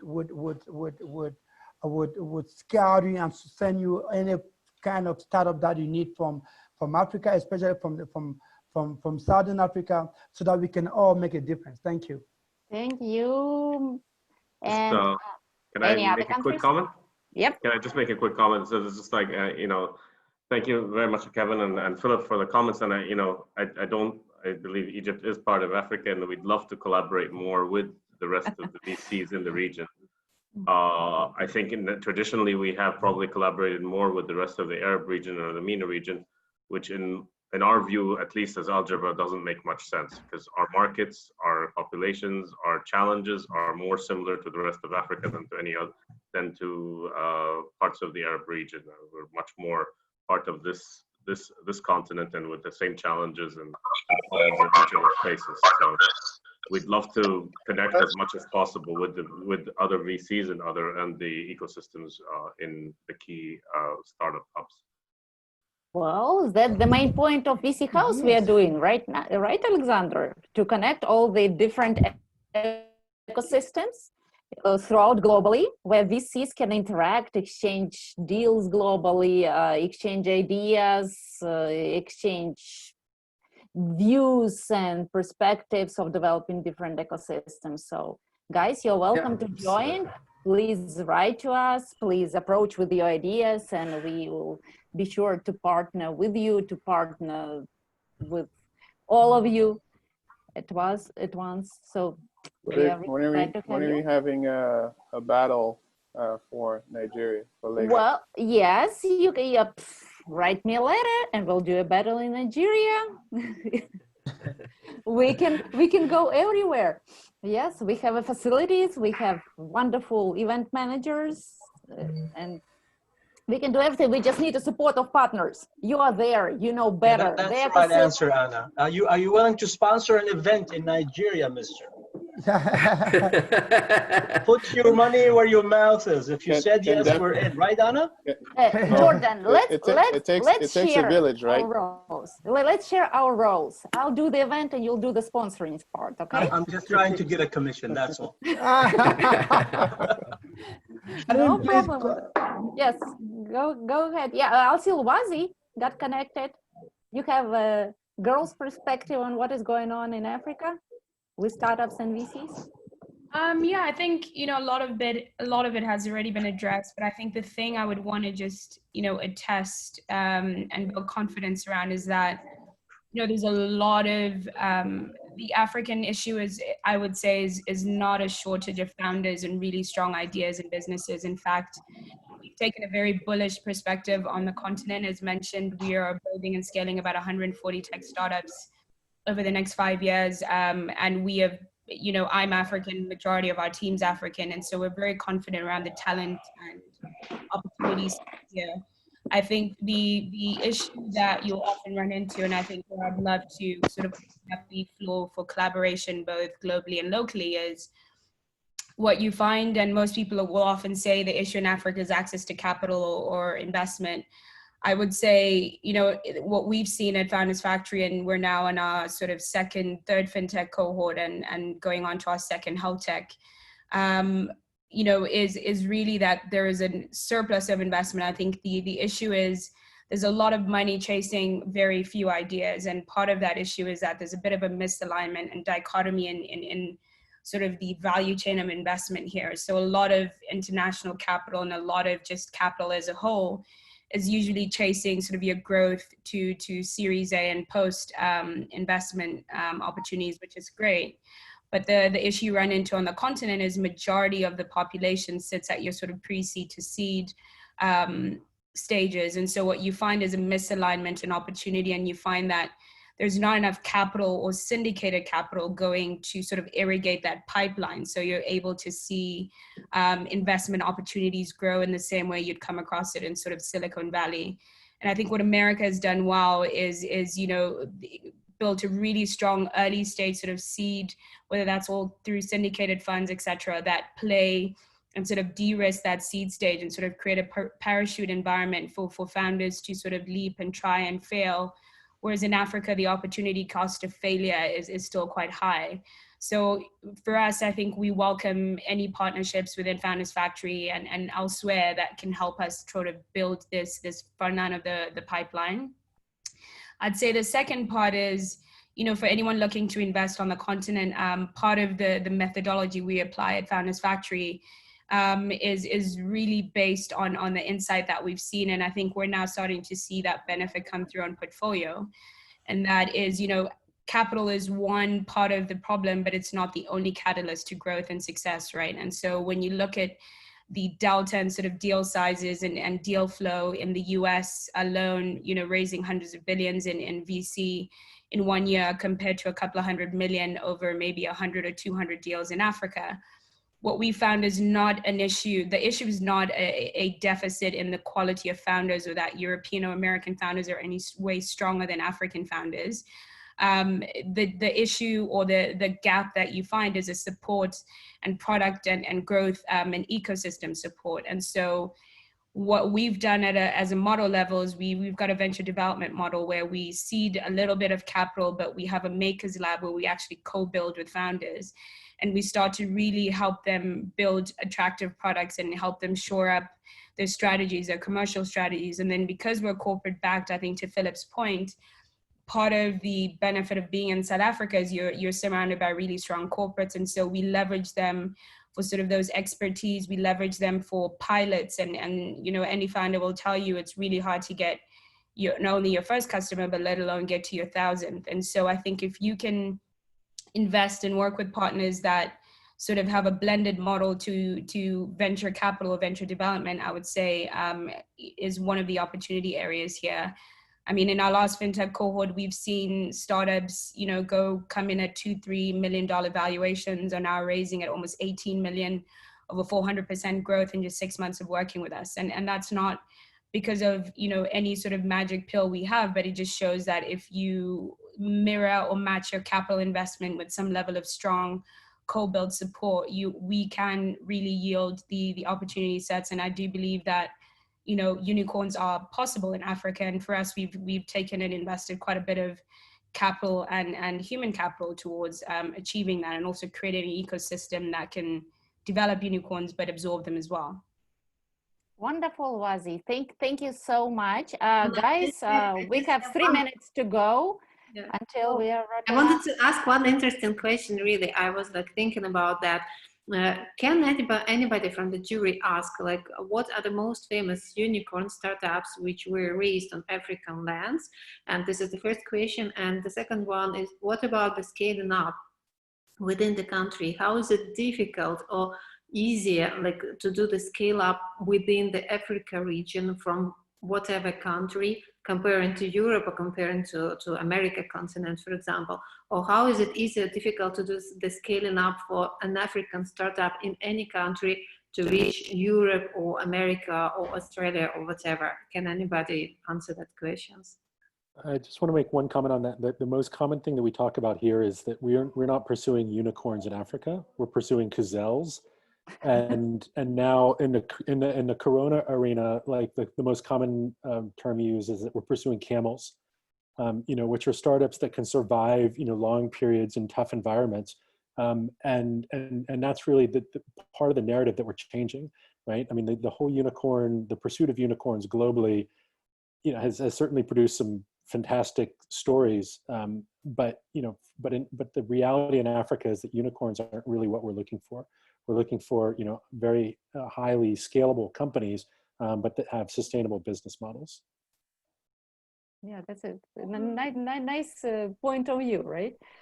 Yeah, I think, I take that point, Philip, but I think, maybe call us crazy, but I actually do believe unicorns are possible. And I think for us at FFA anyway, that's the core focus. And I take your point. And the reason I say that is when you actually analyze sort of the secret life of unicorns, right, to some extent, and I welcome, our Silicon Valley counterparts to weigh in on this as well. What you'll find with the couple of hundred that have come up globally, to your question, Marina, they have sort of this informal network that creates them, and also very formal. And what I mean by that is, for every Airbnb, there was a really strong value chain of supporters and funding and key catalyzers at each stage of that funding cycle, right? So when you look all the way from your Y Combinators to, syndicated funds that work really well, that then pass on deals to your early stage, pre-Series A, Series A. And so there's a really strong funnel that sort of drives that. And I think that's the myth we need to move on from, that unicorns just happen. They don't just happen, they're curated, and there's a really strong value chain that actually creates that trajectory. And so I think the challenge we have in Africa, and also the opportunity, the way we see it, is if we can actually start to create that strong value chain of VCs, angels, syndicated funds, government blended models of capital that can actually support the growth at critical stages of value chains. I believe we can achieve unicorn levels, right? We've got the volume of people, we've got the network, we've got the fact that we are an emerging community, which means a lot of leapfrogging is actually possible. We're seeing a lot of decentralization, which I think works quite well. And so I think if we could solve for those value chain issues, if we could solve for more, conducive collaboration points across the life cycle of a business, I think we can begin to see that. It might be controversial, but I would argue that we have not seen an African unicorn yet, purely African, in my opinion. But it doesn't mean to say there aren't any that I think, are on the trajectory point to do that.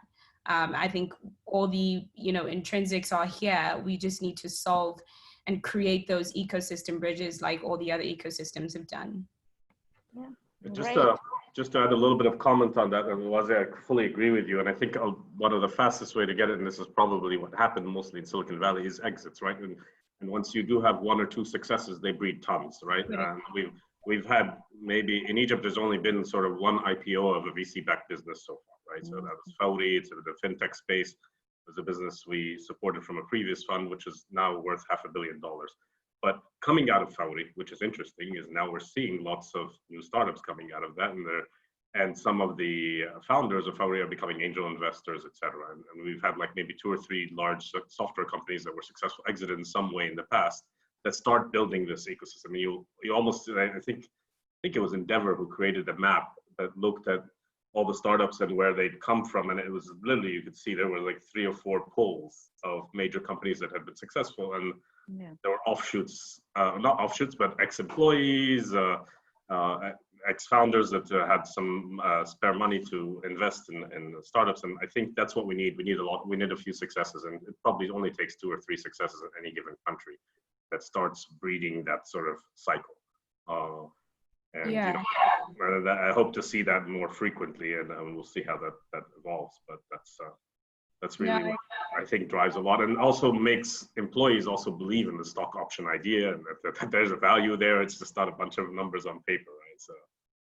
Yeah, I would agree. Liquidity is a very big part of it, right? And I think it's to the point earlier around the opportunity cost of investment here is still so high. Whereas, you know, failure in the US, you can fail, start again. You know, there's somebody who can sort of shore that up. So I think, you know, we're really excited about North Africa. We've got several startups that we're now looking at within our portfolio that have come out of there.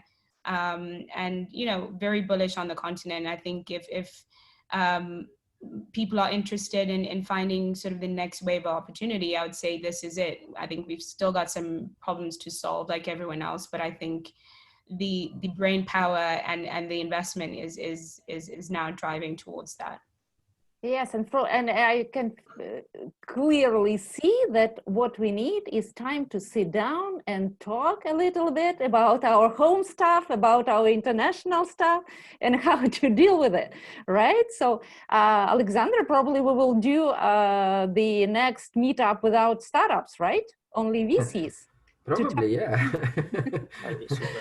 To talk a little, yeah, because it's really interesting, and it's like I could go for hours, but my kids are really not into that, I guess, and everybody also is waiting for us to wrap it up. So guys, it was really great to see you all. Alexander? Absolutely, absolutely. Thank you everyone for coming today, and I hope to see you again on our next battles. And everybody is welcome. Event especially for VCs international from all over the world, and we will be discussing really interesting issues there. Okay, thank you everyone. It was a great event. Yes, see you very much. Thank next you. time. Right. Yeah, bye. Thank you. All right, thanks guys, have a good one. Thank you.